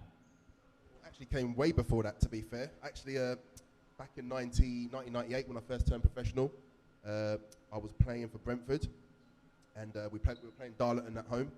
And I scored a headed goal, and I just ran off automatically. I don't even know what I'd done. Just ran off automatically, and I just put my hands in the air. And then when we came up for the next home game, when the announcer Peter Gillam said my name, all of a sudden all the fans around the turnstiles were like raising the roof, and then it just sort of stuck from there. My second question to you is more so back into your home state now too, for Ghana, and they're participating in the upcoming World Cup in Qatar. What's your prospects for them? How do you reckon they will go in that? Yeah, we've had an up and down sort of qualifications, but luckily now we've sort of got some new players who have come on board. Williams, Amati, these are guys who haven't even been sort of involved in the Ghana setup, but because they're playing at top level, this is the kind of competition that you need world-class players. So hopefully with these guys coming to the squad, it's going to improve us, and hopefully we can get out the group stages. Yeah, obviously, LLoyd, thank you for coming on. It's great to have you here. First question, I saw you saw a couple of goals there. You scored a lot of good goals in your time. Do you have a favourite? Probably got 2. I'd probably have to say the goal that scored the winning championship goal against Cambridge when we had to win the game to win the league against Cambridge. It was last day solution. We won 1-0. I scored that goal, so I guess that one. And also I would say I scored one against Blackpool, and it got goal of the month. So I guess that was probably it as well. Yeah, Jack formerly connected with Blackpool. A bit of a boo in the background. No one else is booing you, LLoyd. No one else is booing you. To be fair, there's not many people that support Blackpool, so there you go. But obviously you've talked about Brentford. You mentioned obviously Brentford quite a lot. Obviously a Hall of Famer there. What do you reckon the best memories are of Brentford playing at the old Griffin Park as it was, and how well did Bees fans treat you during your couple of spells there? Yeah, you know what, for me, coming from the non-league background, because I came from non-league football and I didn't turn professional until I was 21, so if you look at it in today's sort of world, it's quite late turning professional. So firstly, my first experience is obviously appreciate what I was given back then, so that was truly amazing. And then just getting the opportunity to play football, because when I went to Brentford originally, my real thought process was going to be playing the reserves, maybe score a couple of goals, and then maybe come and play some first team games. But Ron Nodes, may he rest in peace, he threw me in the deep end straight away, and I ended up playing every single game that season, 56 games and 25 goals. We won the championship. I won Player of the Year. I won Golden Boot, and I scored 3 hat-tricks that whole season in my first year professional. So it was just Roy the Rover stuff for me. So I just appreciate everything that was given to me then. Absolutely crazy. If you just heard the stats that he read out just there, I'm a little bit taken aback by that one. Lloyd, obviously you were a very, very good player. Ivan Toney, Brentford's current striker, also a very, very good player. What do you make of him and how he's doing for the Bees these days? Yeah, he's doing different class. You know, the guy's come from, he came from Peterborough with a little bit of a price tag. I think they bought him for 5 million. I mean, that's peanuts for what he's going to be worth now. And he's one of them players, and I've been watching him also the last couple of seasons. He's just a guy with fearless. So he's done so well. Obviously, he made it into the England squad. Whether he goes to the World Cup, we don't know yet. But he's just a guy who gives it his 110%. And as a former player myself, that's all the fans want. I guess all you guys who follow your team as well. Doesn't matter if sometimes you want your strikers to score goals, but if you've got a player who's just going to work hard, just keep chasing down defenders, obviously scoring goals from time to time as well. They just want someone who gives 110%, and that's what Ivan Toney does, and that's why Brentford fans love him. He certainly is loved by a lot of you Brentford fans. He obviously came from my club, Newcastle, as well. The two sides meet tonight. We obviously don't know the score or what's going to happen, but how do you think it's going to pan out tonight? Oh, it's going to be a tough one, obviously. Newcastle away. I think what was last season? Was it 2-2? I think it was 3-3. It was 3-3. Yeah, crazy. At St James's Park. Look, I've got to say a Brentford win. I'm going to go with a 2-1 to Brentford. Interesting. We'll just have to see how that one goes. An absolute pleasure to have you on today, Lloyd. So we thank you very much for your time, and good luck with the rest of whatever you're doing. Cheers, guys. Pleasure.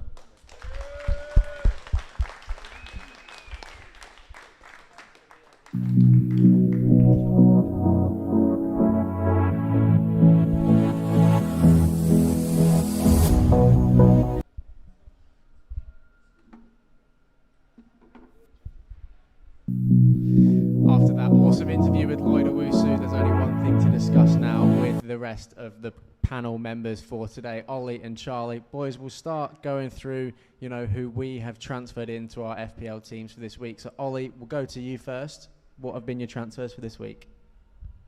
The spirit of our main man, the hit man, the human fence, Chris Reed lives on because I've taken a hit this week. Taken a -4, 3 transfers I did roll over last week, so bit of a mini wild card, as they call it, Elliot. I'm bringing in Ivan Toney against his former club, Newcastle. Obviously, Lloyd talks about how good he's been into the England squad recently. He's into my team. He's going to come in. It's going to be interesting to see how he does. He's coming in for Alexander Mitrovic. So one former Newcastle striker goes out. Another former Newcastle striker comes in, playing Newcastle this week. It's a bit poetic, isn't it? Also going out of my team is Emerson from West Ham. He's run his race, hasn't he, really? I needed to get rid of him. Diogo Dalot is coming. So I quite like how Manchester United have been since they lost to Brentford. Since then, they've been quite solid, other than that Erling Haaland masterclass last weekend. So Dalot comes in. Also going out of my team is Trent Alexander-Arnold. Finally, good riddance. And get out of my team, mate. I'm showing you the door. He's been absolutely horrendous. Gareth Southgate's not taking you to Qatar, and I'm not taking you any further in my team here. Kieran Trippier will come in for him. I'm always going to love a Kieran Trippier transfer, so absolutely fair play to you there, Ollie, and some really nice moves that you seem to be making there. Charlie, what about you? What transfers are you making this week? Firstly, before I get into my transfers, there is no way I'm living up to that hype that Ollie just showed just there. But we'll see about that. So, in fairness, I haven't made my moves, but I was sort of brainstorming briefly just while Quentin was on his phone before. So, here are a couple of proposed ideas. So, I'm going to do one or the other. It's either going to be 2 free transfers. It's going to be Trent out, Reece James in, Jack Harrison out for Wilfred Zaha, because I've loved them that much over recent years. Or, from a team structural and depth perspective, it's going to be Mitrovic out to Danny Welbeck, and then Patterson out from Everton for a like-for-like replacement in James Tarkowski. It's got to be the first one. It's got to be. Thank you for making my choices. And Danny Welbeck, Ollie, I don't even need to mention Danny Welbeck's name in front of you. Anyone who knows you well will know that you talked up Danny Welbeck a fair bit last season. He's actually doing the business this season for Brighton, though, so that brings a smile to your face, I'm sure. Yeah, look, it does. I ran with him last season. I think it was Q. Was it you who picked up and ran with it? I think we had a bit of a banter about it on Twitter. I went with him the wrong season. He's been doing things this year, but no, it's got to be the first one. Those second transfers. No offense, Chaz. That's just not. It's not up to standard. That's not your. You set yourself lofty standards in FPL Manager, and I think they fall well below. The first one sounded all right, but James Tarkowski, really? Yeah, no. He's a former Burnley player, mate. What are you doing? Go with the first one, I reckon. But the first one actually sound decent, mate. So I'd run with them if I were you. Who knows? After the A-League tonight, Charlie might not be making any transfers at all. We'll have to just see what happens with that one. You might see a -8 or a -12 at this rate. Who knows? Myself, I had 2 free transfers this week. I took Reece James and James Ward-Prowse out.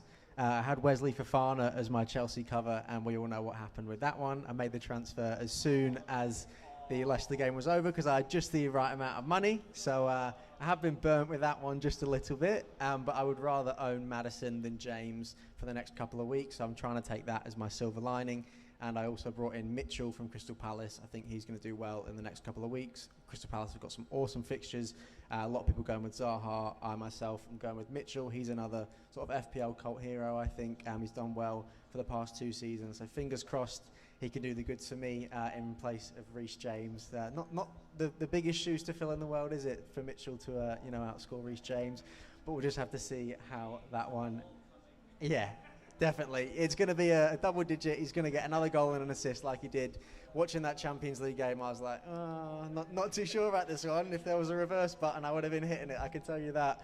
But, live by the sword, die by the sword. Whatever happens this week happens. There's nothing I can do about it now. So we can only sit here and hope for the best. If I don't mention this, he's going to kill me. In terms of the FPL Addicts mini league at the moment, the rankings as it stands, Ollie, you're sitting in last place in 6th. So, well done. Don't applaud that. That doesn't deserve applause. I'm sitting comfortably in 5th after being overtaken by Reedy and Charlie this week. Charlie shot up. Reedy's sitting in 4th. Charlie in 3rd. Rev in 2nd. And the top of the FPL Addicts mini league at the minute somehow is Jack Gillibrand. The producer for today, the man behind the scenes of everything, has somehow got more knowledge than all of us combined on this couch. But why isn't he here? Why am I not up there? Yeah, I mean, I've got you should be doing behind the scenes. I've got no knowledge of technology, but I reckon I do a better job up there, and Jack replacing me, because I'm meant to be offering people advice, but why would you want to take advice from the Norwich of the FPL Addicts Mini League? You want to be taking it from Jack, not me, so sorry for wasting your time, everybody. You've got to celebrate while you're on top, Jack, so enjoy it while it lasts, because I think there are going to be some people on your heels. Charlie, as usual, you've prepared your Captain's Corner segment for this week, so take it away, mate. Well, I mean, Lloyd's left, but it's safe to say Ollie's seriously raising the roof in the last couple of minutes. It's astonishing stuff, but let's get into it. We have roughly 4 to 5 options, but we'll be pretty quick on it. We'll start with a meat shield wiper who was born in Leeds, and that is Erling Haaland, who's had 40 more fantasy points than any other player in the game. I don't really need to say much about this guy. His ownership is north of 84% now, which has seriously smashed the pre-season record of Gabriel Jesus from Arsenal. The manager's inside the top 10k, 1k and top 100. Interesting stat during the week. He's captained by 93% to 95% of managers within each of those respective brackets. And as we all noticed, the headline was that he became the first Premier League player to score a hat-trick in 3 consecutive home games. Forest, Palace, and Man United. Sorry, Jack, I know you're behind me. And as I'm doing this research every week, and I'm writing more notes, and it's 0-0, Champions League, 8 minutes in, Bane, Haaland goal. 5 minutes later, another goal. And then he got subbed off for half-time, just after he scored his 2 against Copenhagen in the Champions League during the week. The stats of Haaland's effective ownership, which is EO, is 195% recorded from last game week. So I feel if you want to make ground from him, it may be best to put the triple captain on him. But it's a single game week, And we do know what single game week triple captains can be like. They can work astonishingly well, or it can be genuine howlers. We go to his teammates in Kevin De Bruyne and Phil Foden relatively quickly. Firstly, with the Belgian, we know what we're going to expect from this guy. In the last 3 game weeks, he's produced 5 assists, and according to the stats, he's ticking along the points well. He's top for expected assists with an XA of 4.72. And with Phil Foden, he may be the dime in the rough field of choices in Man City's midfield, and he was one of the other player that scored a hat-trick last week against Manchester City, and that's happened, I think, on 4 occasions since the Premier League competition started to establish. The last time there were 2 players who scored a hat-trick in the same game was Jose Perez and Jamie Vardy for Leicester City in October 2019 when they spanked Southampton 9-0. And that was also one of the 2 occasions Ralph Hailson-Hüttel has suffered a 9-0 defeat. Yeah, safe to say. And both the duo are expected to start with both of them being unused substitutions in their midweek fixture against Copenhagen. We go to Harry Kane, and I'm so thankful Mike touched on this guy earlier because I feel he's been disrespected to a degree.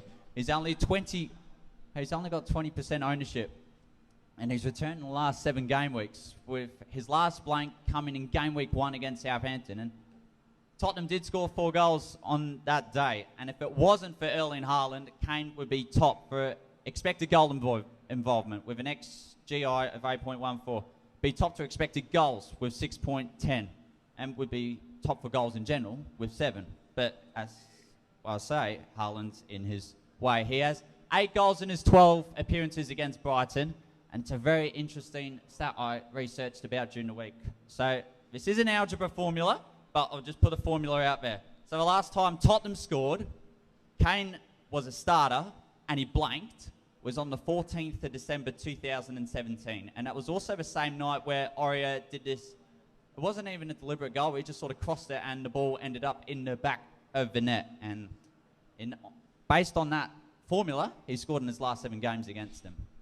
And the final one, a bit of a curveball, Maverick. I mean, if your name's Ben, you're certainly going to go down this pathway, and that is James Maddison, who's up against Bournemouth away from home overnight. He's 4th in the ranks based on this captaincy article in midfield maestro and the fantastic Mr. Fox himself.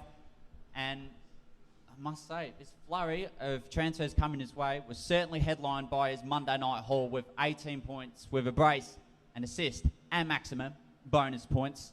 He's only blanked once as a starter, in which Leicester City have scored in this season. That was their 5-2 defeat away at Brighton. Now, as I wrote this on Thursday, he was the 4th most transferred in, but now he's the 3rd most transferred in, with 540,000 managers bringing him in. 4 of Leicester's next 5 fixtures are rated as a 2 on the fixture difficulty ranking. That is all. Back to your way, Elliot. If that doesn't deserve a round of applause, then I don't know what does. We say it every week. I could listen to Charlie talk for 60 minutes about which players you should captain, and I love it every single week. It's I don't mean to interrupt, but I did have an idea of putting down 7, but Jack did say to me beforehand, you may as well name every player in the Premier League. So I didn't want to go down that path, but there's your 4. Well, we have to keep an eye out on Charlie's socials for if he releases who those other 3 players were, but I'm pretty sure you can make some pretty educated guesses. Charlie, do you have any parting words of wisdom before game week 10 tonight? Well, sometimes just don't listen to me, because if you select someone that you back as an armband option I didn't mention, and they go, well, just don't listen to me. But aside from that, there's your obvious, and there's your curveballs. Have a great game week, everyone, and may your arrows be green. Absolutely. Ollie, any final words? Just best of luck, especially to everybody in this room and watching along from home. Every player that I've mentioned will probably get injured, so because there's an FPL curse on me this season. But best of luck to everybody. May all your FPL dreams come true, and hopefully I can get off the bottom of the league and get you back where you belong on the bottom of the table, Elliot. Absolutely. Reece James, double-digit haul. You heard it here first. I'm telling you, it's happening. Everybody take care. Stay safe. We'll speak to you soon. Bye for now.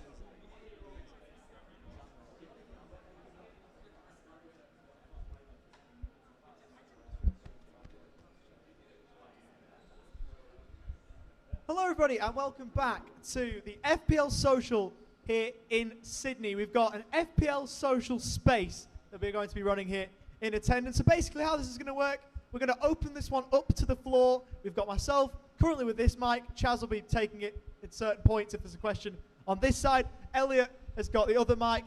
He's sitting over just getting ready to sort things out. Questions on this side of the room. We're going to ask some questions, going to have a bit of banter. It should be a lot of fun. I'm joined on the couch by Dodie Breslin, who is at FPL_Dodie on Twitter. Yes, I've got it. Cool. And we've got Mira on the far side.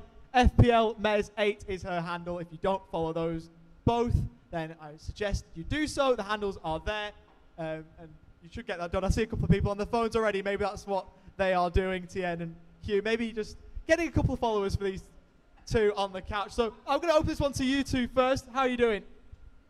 Really well. Good to be with you. Fantastic to be mixing it up with other FPL enthusiasts down here. And yeah, having a great day. And Mira, are you enjoying yourself? I'm having a great time. I'm representing over here, and it's so great to meet so many of you. I've seen you all on, well, a lot of you on Twitter, so yeah, really good. Mira, you are representing, and you're doing a wonderful job of doing that, so it's great to have you on board. So in terms of questions, this is now open to the floor, so if anybody's got a question, fire away, and we'll get a microphone to you so you can ask a question. Q, can we get that microphone over, Elliot? I think we can. This is a bit of a work in progress, so if you're watching along at home, stick with us. Q, fire away, my mate. A question for FPL Dodo. Being a Man United fan, were you similar to me and got sucked into the hyper preseason and started with any United assets, and does it cloud your judgment at all when you see them performing well? Short answer, no. I think we've just had such stinking last couple of seasons that I've got to use my logic. I do remember when we played against Melbourne and we had a couple of good pre-seasons and it started to come into mind, oh, Sancho, he looks quite good. Should we bring him in? But, you know, you see sense, you know, and you follow the template. Don't get too risky to begin with. And there was a time last season, genuinely, I remember when Salah was going to miss a game and we had like these really easy fixtures. I think we had like Everton and I can't remember, maybe Southampton or something. And I brought on Bruno. I'm thinking Bruno over 3 games can definitely do better than Salah, and it turned to absolute stinker. So no, I think you've got to be careful about our biasness and who we actually bring into our teams. I kind of wish you slid into my DMs before round 1 kicked off. So, and I got one more question for Mira. You're doing so well this season. What's probably been, I guess, your biggest strength this season? So I learned a lot from last season. So it's my 2nd season at the moment. And this time round, I've not been thinking too hard about my transfers. So I had 4 game weeks of traveling around South America, well, Peru mostly, and I couldn't watch any games, and I wasn't able to make transfers, you know, closer to the deadline either, so I had to make transfers 2 or 3 days early. And so I'm relying on whatever I could get access to on Twitter, and whenever I had signal, just sort of looking at the stats and making a decision based on the fixtures. So that's all I was doing for at least 4 game weeks. And that's really helped. So not overthinking it. I still have a lot of FOMO. I'll message TN and say, I've got FOMO about this. And he'll go, no, Mira, no. You're doing well, don't do that. Yeah, just not overthinking it, I think. I think this time round, last year, because I was learning so much, I was second guessing every single move, and I was chasing previous week's points as well, and you know, just FOMO about every player that everyone else. And I think someone mentioned it earlier that on Twitter it seems like everyone's got the same player, but actually the EO is so low, and so you can get drawn into that really easily. But yeah, don't overthink. I think that's a life lesson as well as an FPL lesson, isn't it? Just take life as easy as you can. I think it was Elliot you mentioned before about Maddison, wasn't it? When everybody who had Maddison was on the high horse. Elliot, I think you included you had Maddison that game. He does everything, and rightly so. You pump him up, you're happy, and 8% have got him. So if you're in that lucky 8%, as you were, Elliot, then well played. We'll open the floor back up. Obviously, on a United question. Is there anyone else who fancies having a go? Yeah, let's go. We've got a question over here, Ollie. Just introduce yourself before you ask the question, and what's your Twitter handle as well? Oh, hi guys. So I'm Ross. I don't have an FPL Twitter handle, but just Roscoe1988 if you want to follow me. Maverick number 2. I would say I'm not as maverick as Benny. Question on picking transfers, and you've touched it a little bit in your previous answers. How do you look at fixtures versus form when making that transfer? Is there anyone specifically you want it to, or is it to the three of us? Is it to Mira and to Dodie? Well, if we can get an answer from all three, that'd be brilliant. Right. Okay. Well, do we Fixtures start on the versus end and form. work our way back from one end to the other? Based on fixtures, I think last year I feel like I consumed so much content. So before last year, I wasn't playing FPL. I wasn't even following football that much either, because after I moved to Australia, I found it really difficult to watch any games. So I had to consume a lot of knowledge last year. So I feel like I'm a bit more on top of which teams are playing well. And then not watching the games, I was able to sort of work out, okay, based on last year's stats, I know that this player will probably be decent. That's not working out with Salah right now. But, you know, I kind of vaguely had an idea that these players will probably play well against these fixtures, and I am relying on the fixture ticker as well. So I feel like I've been mostly lucky with that as well. So yeah, it's been, you know, not knowing too much and then over-consuming, and that actually being really helpful in the context of not watching any games. I'll simplify it. If you're new to the game, fixtures trump everything. If you are just going to look backwards, you're going to make mistakes. If you look at the fixtures, maybe take some examples. You've got Maddison coming into some good fixtures last week. He's got a haul. He's probably going to score well in the next 5 fixtures. They're looking good. Look at Palace between now and then in the World Cup. Saha, Gayu, they're going to score. They might not do well every single week, but they're going to score well. Now, the exception to this is when you've got world-class players, De Bruyne, Salah mostly, Haaland, you name it. I don't care who they're playing. They may be trickier fixtures, but they're still going to score.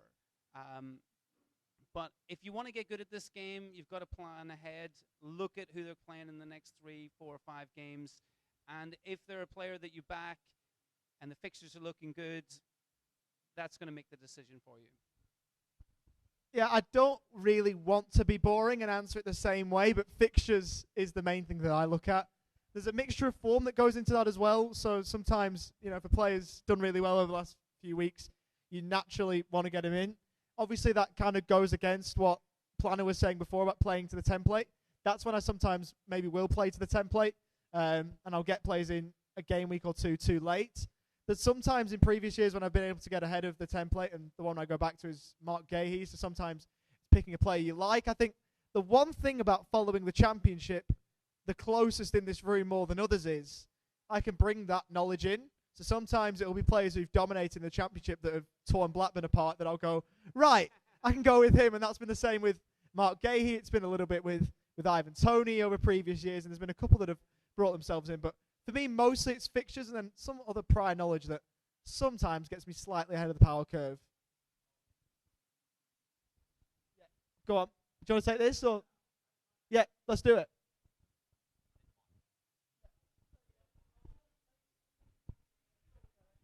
I'll go over to FPL side and the chatterbox direction because I have a couple of questions up their sleeve. Hi, everyone. Quick question. With Mitrovic being flagged, would you suggest hold, sell? What are you going to do?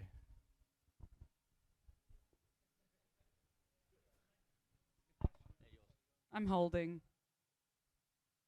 Yeah, I'm holding. I've been watching and waiting for the press conferences just like anybody else, and he may get a few minutes this coming game week, but he looks, as he said, very likely to play against Bournemouth. We definitely want him in our team for that. So let's hold. If you need to bring in an additional player to cover that 11th player, I would prioritize that over moving Mitrovic out. He's such a good price point. He's the talisman. He's a guy we want on our team, and I don't see any reason to switch out and in prior to the World Cup. I've actually sold him. I said before that I'd sold him. Now the thing that's kind of like turned my head a little bit is the plan was initially to go to Gabriel Jesus to bring him back in, but obviously I then thought, well, Arsenal have got a blank in a couple of weeks, so I sort of thought I could still move him on because I wanted to move Mitrovic on. I like the way Tony's going. Brentford's fixtures are decent. I like the look at them. Maybe everybody disagrees. I don't mind Brentford's run. I looked at it and thought, yeah, that's actually okay. It's not the greatest run, but I sort of thought, well, I'm going to take a punt on Ivan Toney. He's sort of been burning me the last few weeks that he's been on my watch list. Maybe I'm jumping the gun, but I think my season's shot anyway, so what's the point of trying to keep it alive? I think my season's gone. I'm already gone 10 game weeks in. I'm the kind of manager that if I wasn't running a podcast, I'd just, change my password and intentionally forget about it, I reckon. But I'm going to stick with Tony for now, I think. Just have one more question from Chatterbox himself. All right, so this one's more to you guys and everyone on the floor. So given how many goals City start scoring, like you have Haaland, but 190 EO, we don't really gain anything from it. Have you guys thought of maybe getting more City attackers in? Maybe also with the blank upcoming, dropping Cancelo and going 2 City attackers in midfield. Has anyone thought of that?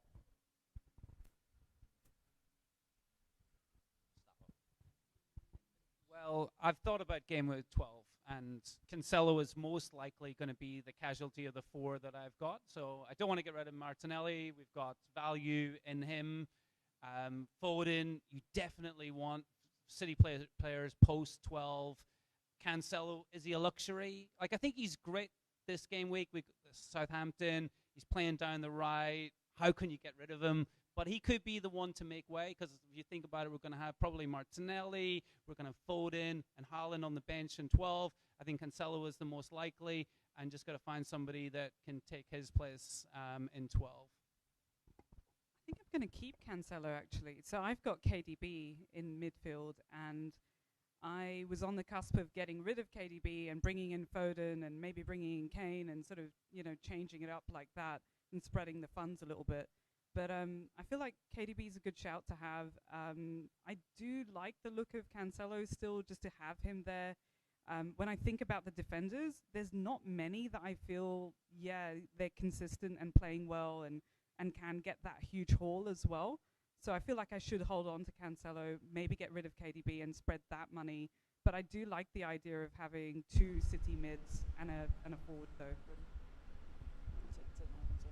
I think the way I'll do it is I'll wait for Game Week 12 to finish up, and then I'll probably get Foden for Game Week 13. Potentially Cancelo. I don't have him, which is absolutely ludicrous, but they say 1 and 2 have got Cancelo. I'm the one who doesn't, so I need to look at getting him in. But it's going to be something I'll do after Game Week 12. I think with only a couple of game weeks to go now, I don't really want to be backing myself into a corner and getting City assets in now, because I'll just plummet further down the ranks if that's even possible. So, I'm going to wait. Sorry, I didn't realise you had the mic there. Go on, mate. Hey, guys, it's Steve here. FPL Eyes is my Twitter handle.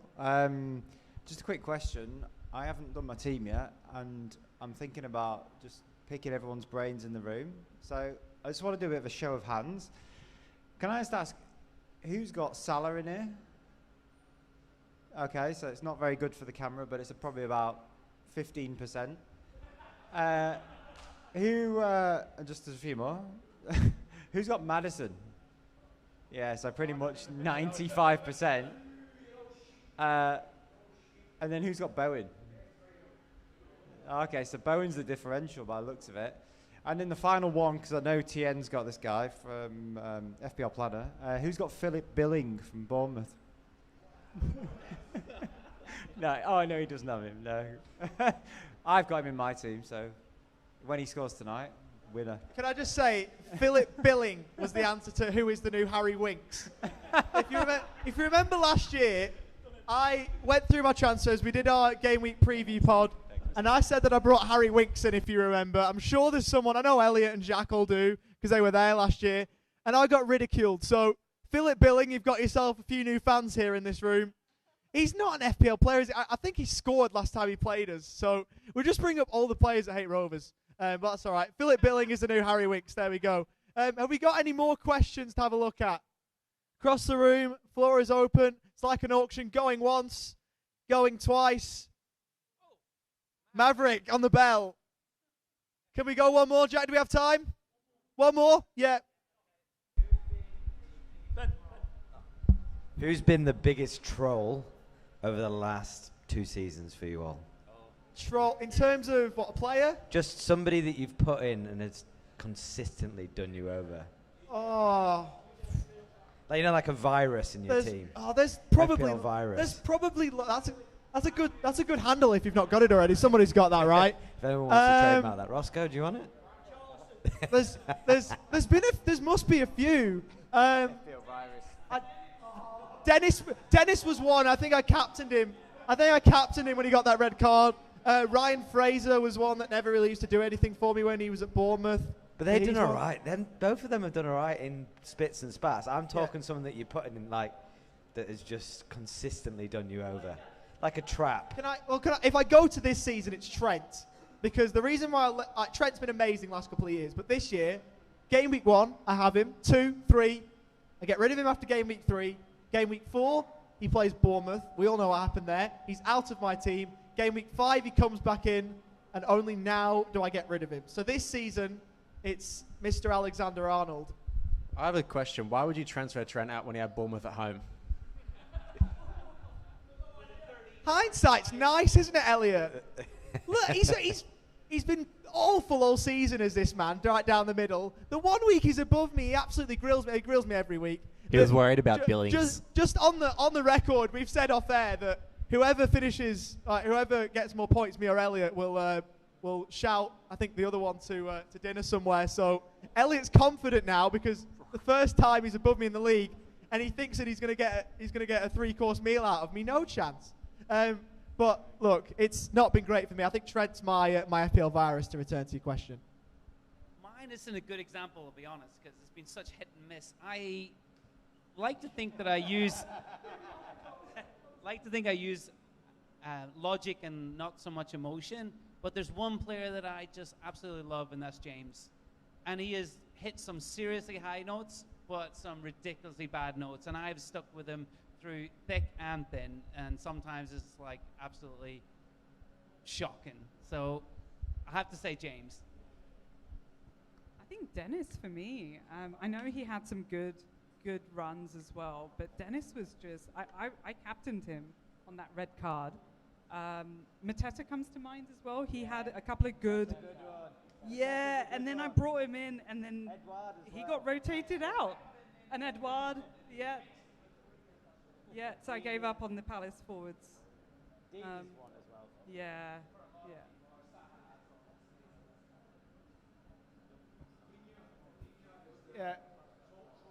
Yeah, it was Luca Dean's getting a few shouts. He's not very popular in this room, but that about does it for the FPL Social Space. Thank you all for your questions, and thank you to Dodi and to Mira for joining me here on the couch.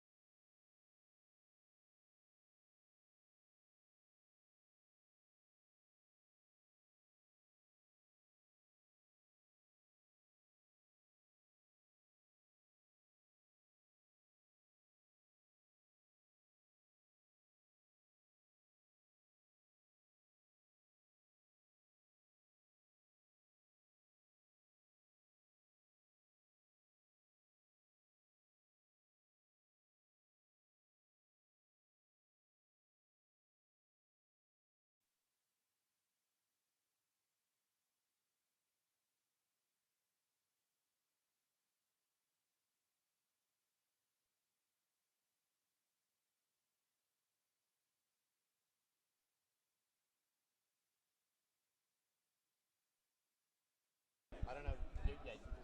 I'll intro and then you can take it away.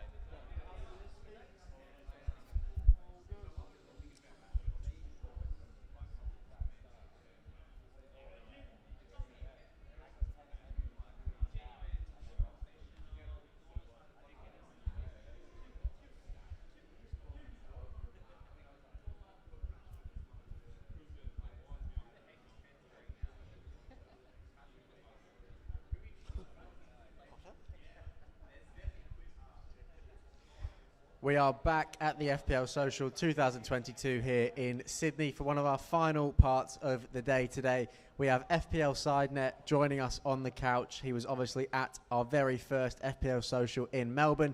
He's flown all the way over to Sydney, just like the rest of the FPL Addicts panel and many others today. So he's obviously a loyal home and away supporter of the FPL Social. He's a huge kit collector. Pete, I want to know what your favourite kit that you own is. That's the big question.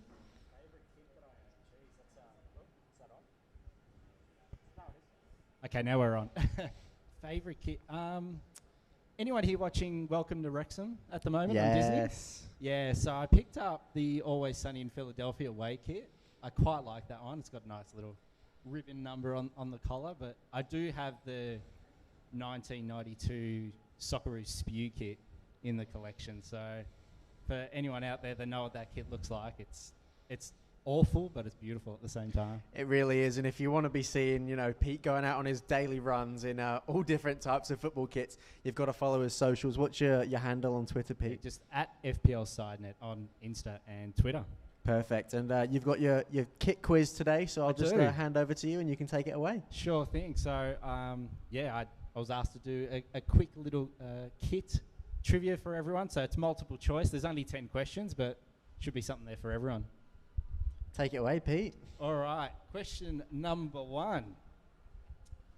Which Premier League kit is missing from Michael Owen's collection here? So we can't see the A, B, C, or D at the bottom. I'll read them out though. So A, Bolton. B, Stoke City. C, Middlesbrough. Or D, Sunderland.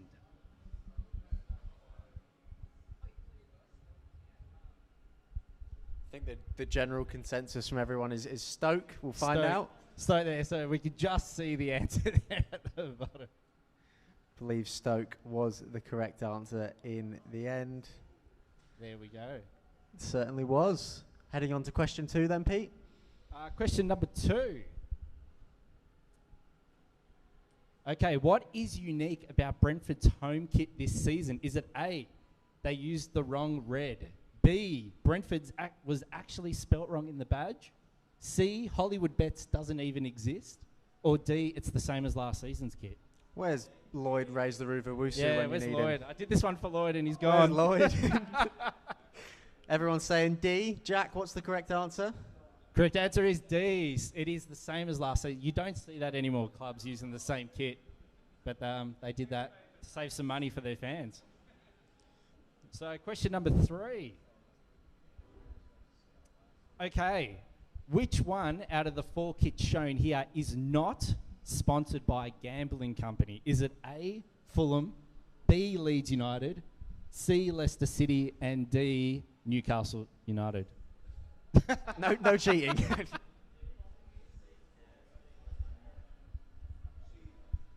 Hearing a lot of C murmurs. Does anyone know what Leicester's sponsor is then if they're saying C? FBS. Jack, what's the correct answer? The correct answer is C, Leicester City, FBS. It is FBS. So yeah, a lot of gambling sponsorships out there, so well done. All right.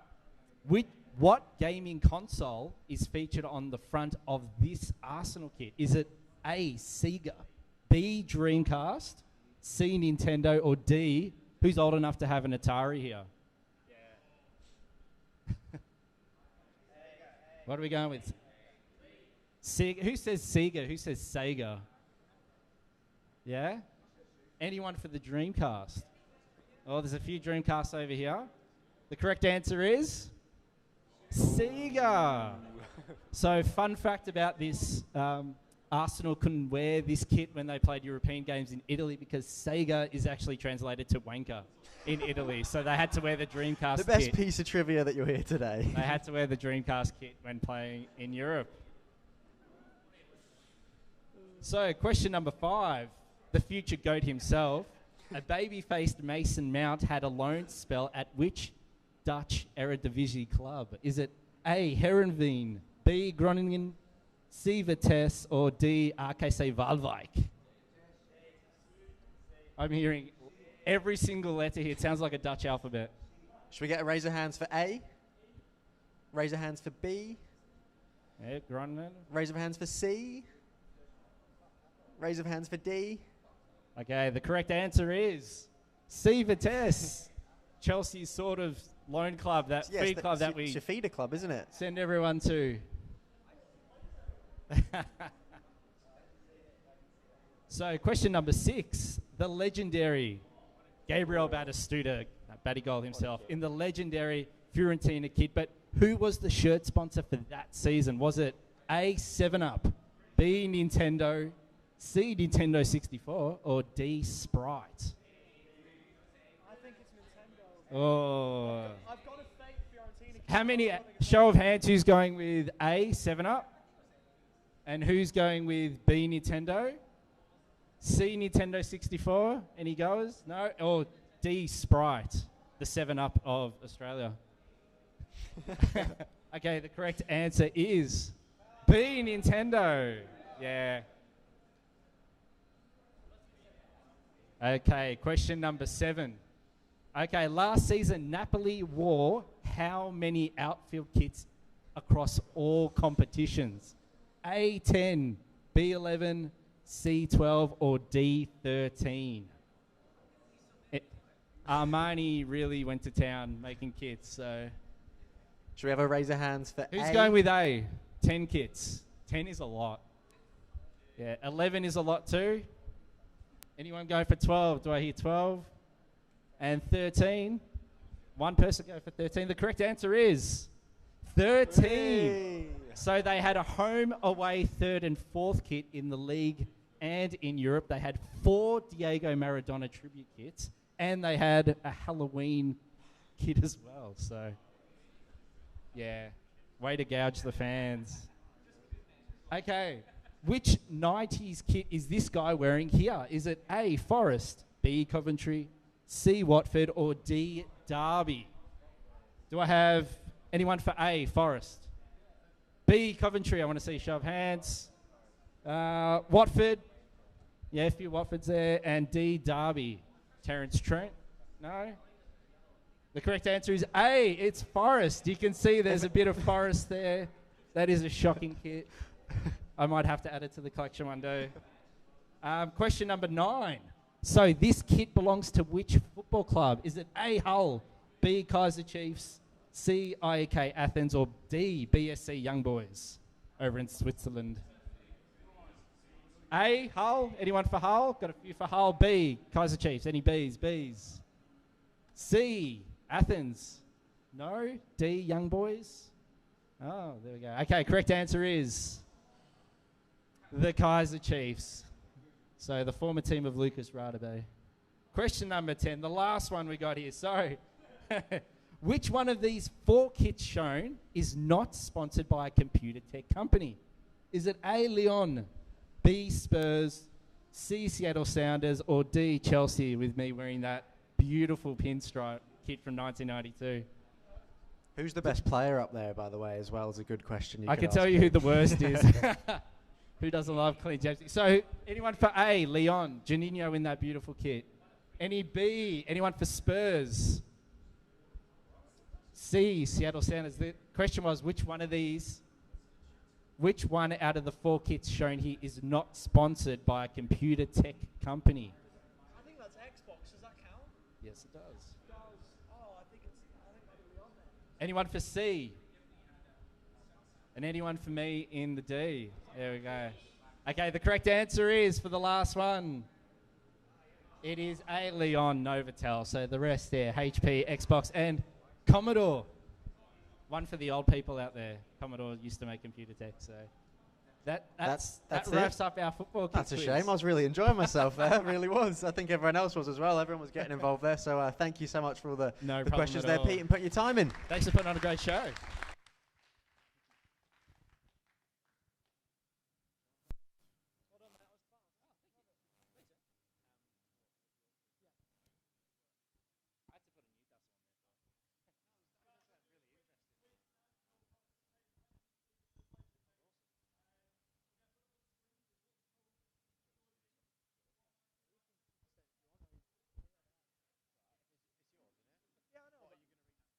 I probably will do, but you can read it. We can do one each if you want. Yeah. So both involved. Thanks for letting me use the charger. My charger just broke. I might need to use it later on tonight. I'm not sure. Yeah, absolutely. No, mate, leave it. It's fine. It'll be all right.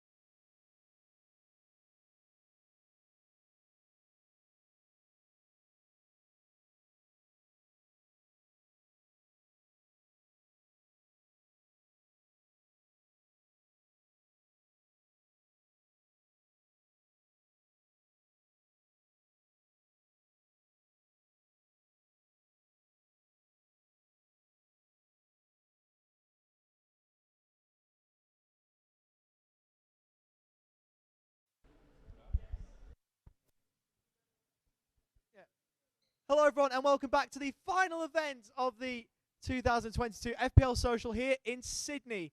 We have got a football quiz similar to the one we did last time, the Melbourne one, and there is a code in the top left of your screen there for the people who want to scan that. Everyone who wants to play, get your phone out and scan that, or you can just go to slido.com and enter in the code there as I almost break my neck trying to read it.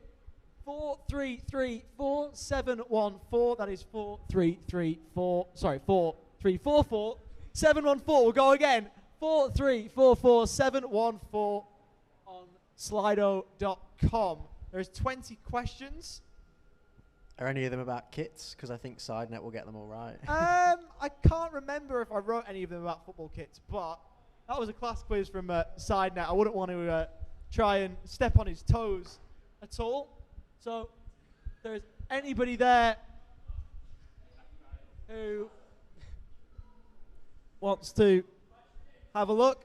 Is everyone involved? Is everybody in? Are we waiting on anybody, or can we go? think we're good to go. All right, raise your hand if you're not involved. If there's no one in, we'll go 5, 4. Everybody's in, yes? 2, 1, let's go. All right. Or maybe... Oh, there we go. So, who is the highest scoring FPL player this season, not born in England? Is it Erling Haaland, Gabriel Martinelli, Kevin De Bruyne, or Leandro Trossard? 10 seconds, you're on a timer. Very Everybody clever answered? wording.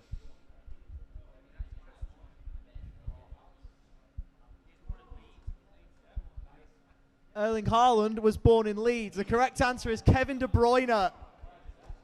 Trick question to start off with. I wrote these questions. I was pretty glad with that one because I knew it would catch people out.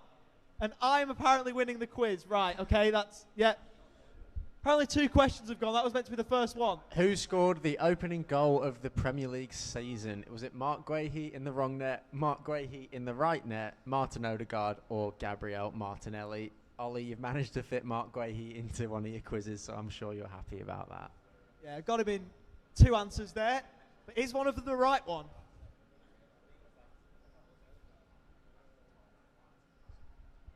As we wait for the answer to load up, none of them were right, because the correct answer is what most people have gone with in here. It's Gabriel Martinelli. 40% have got that one.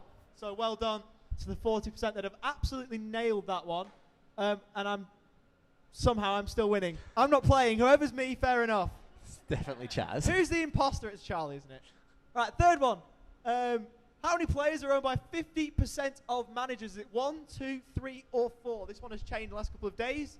The answer now is different to when I wrote it, but I did change it, so it is now up to date. 1, 2, 3, or 4?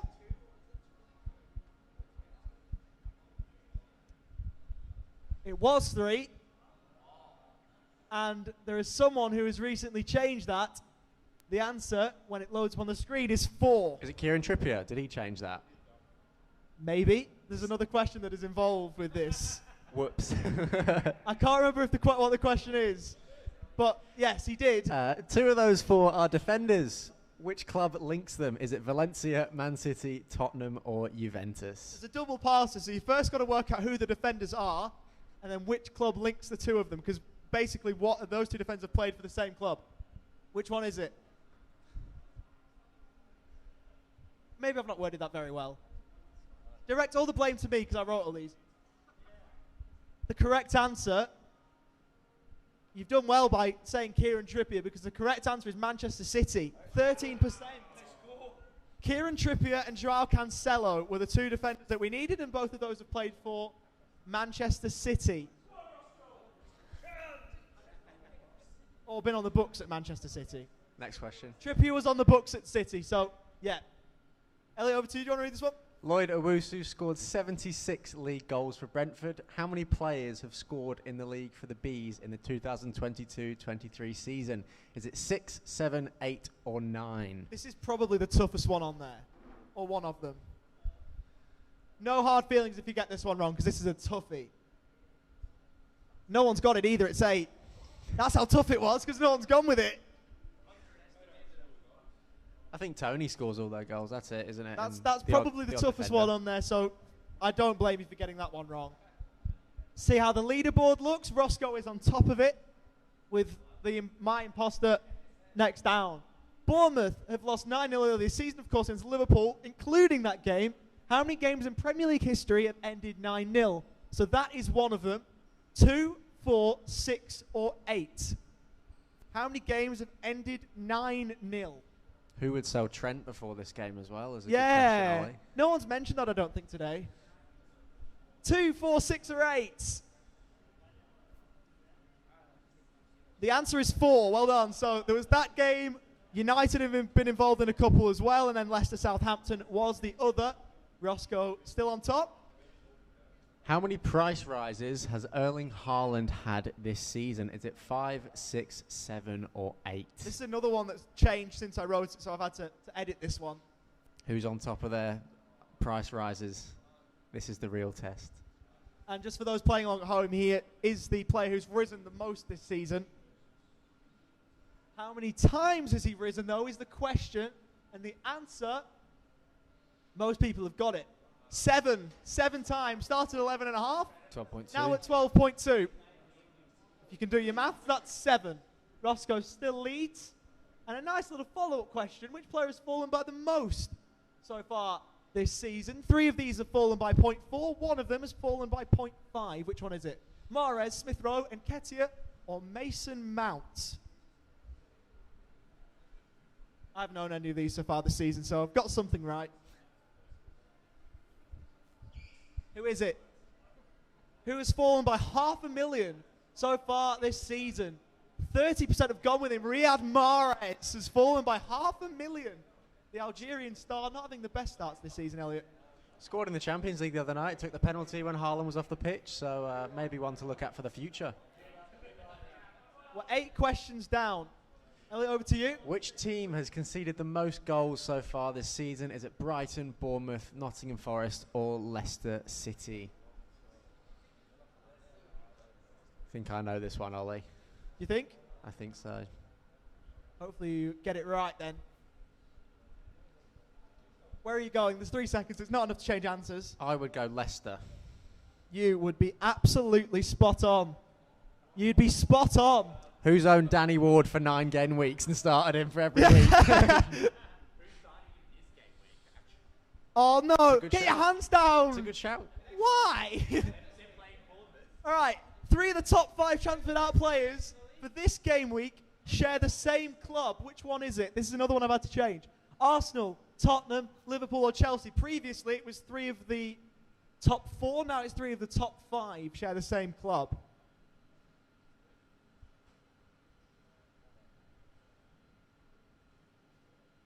Answer, when it loads up, is quite unanimous. It is Liverpool. Well done. First right. Oh dear. Who's the highest scoring goalkeeper so far this season? Is it Nick Pope, Jose Sarr, Dean Henderson, or David Raya? Good selection of keepers there. The best one, obviously, at the top of the list as well. Good to see. Good to see. I'd be expecting you, Elliot, to get this one right. Maybe that's giving it away. Were you paying attention? I hope so. The answer is Burger King and Specsaver's favourite, Nick Pope. Nick Pope. Nick Pope. Who is the highest scoring player who does not play for one of the big 6? Is it Pascal Gross, James Maddison, Jared Bowen, or Leandro Trossard? And I imagine this question also changed since Ollie wrote this quiz a week ago as well. No, I wrote this after the game week. So this was one I could keep. This has stayed the same. He is a Brighton player as the time goes down, and the correct player is Leandro Trossard. 50% have gone with him. Half of the floor. Roscoe still in front. I think Chaz is captain's corner, right? You're in with a shout. Since promotion to the Premier League, you may remember that Jed Spence posted a picture onto his Twitter. How many league minutes has he played since posting that picture? Is it 0? Is it 1? Is it 2? Or is it 3?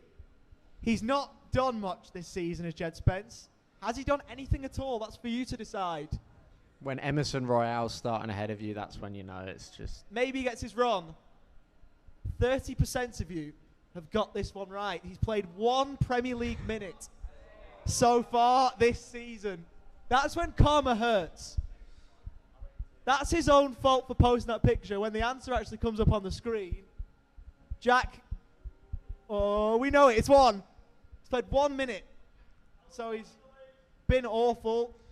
Lloyd is a former Brighton and Ghana player who currently plays for both. Is it Tariq Lamptey, Mwepu, Esputin, or Caicedo?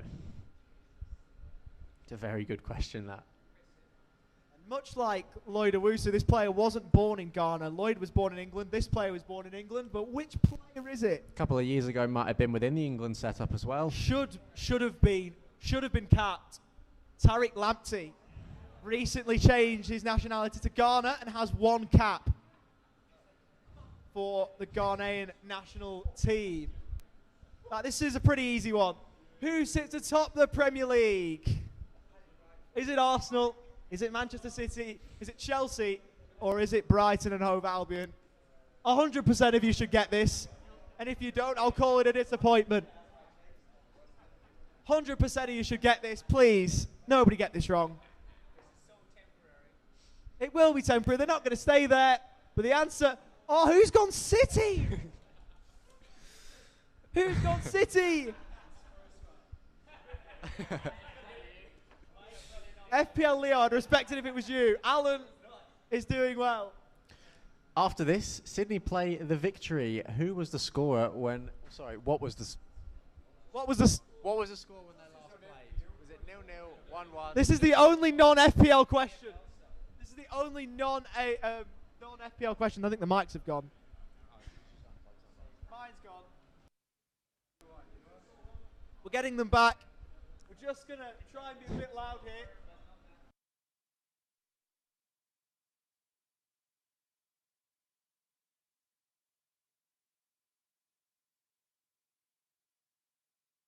Correct answer is the majority. It's 2-2.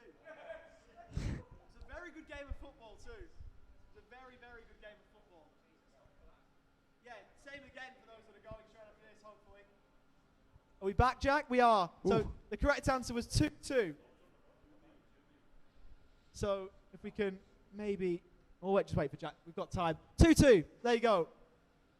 Wonder if it'll be the same again tonight. But every question is about FPL from here. This one's for the Reverend. How many goals has Gabriel Jesus scored this season in the Premier League? Is it 3, 5, 7 or 9? He's been nailed on this season as Gabriel Jesus.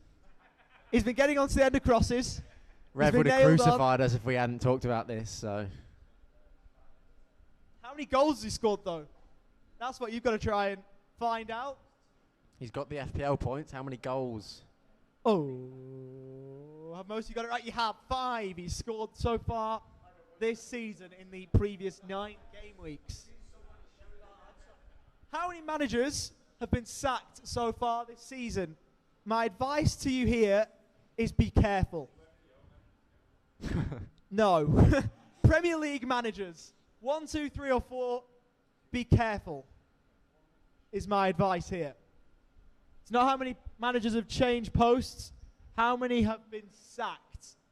You've got to be careful with the wording.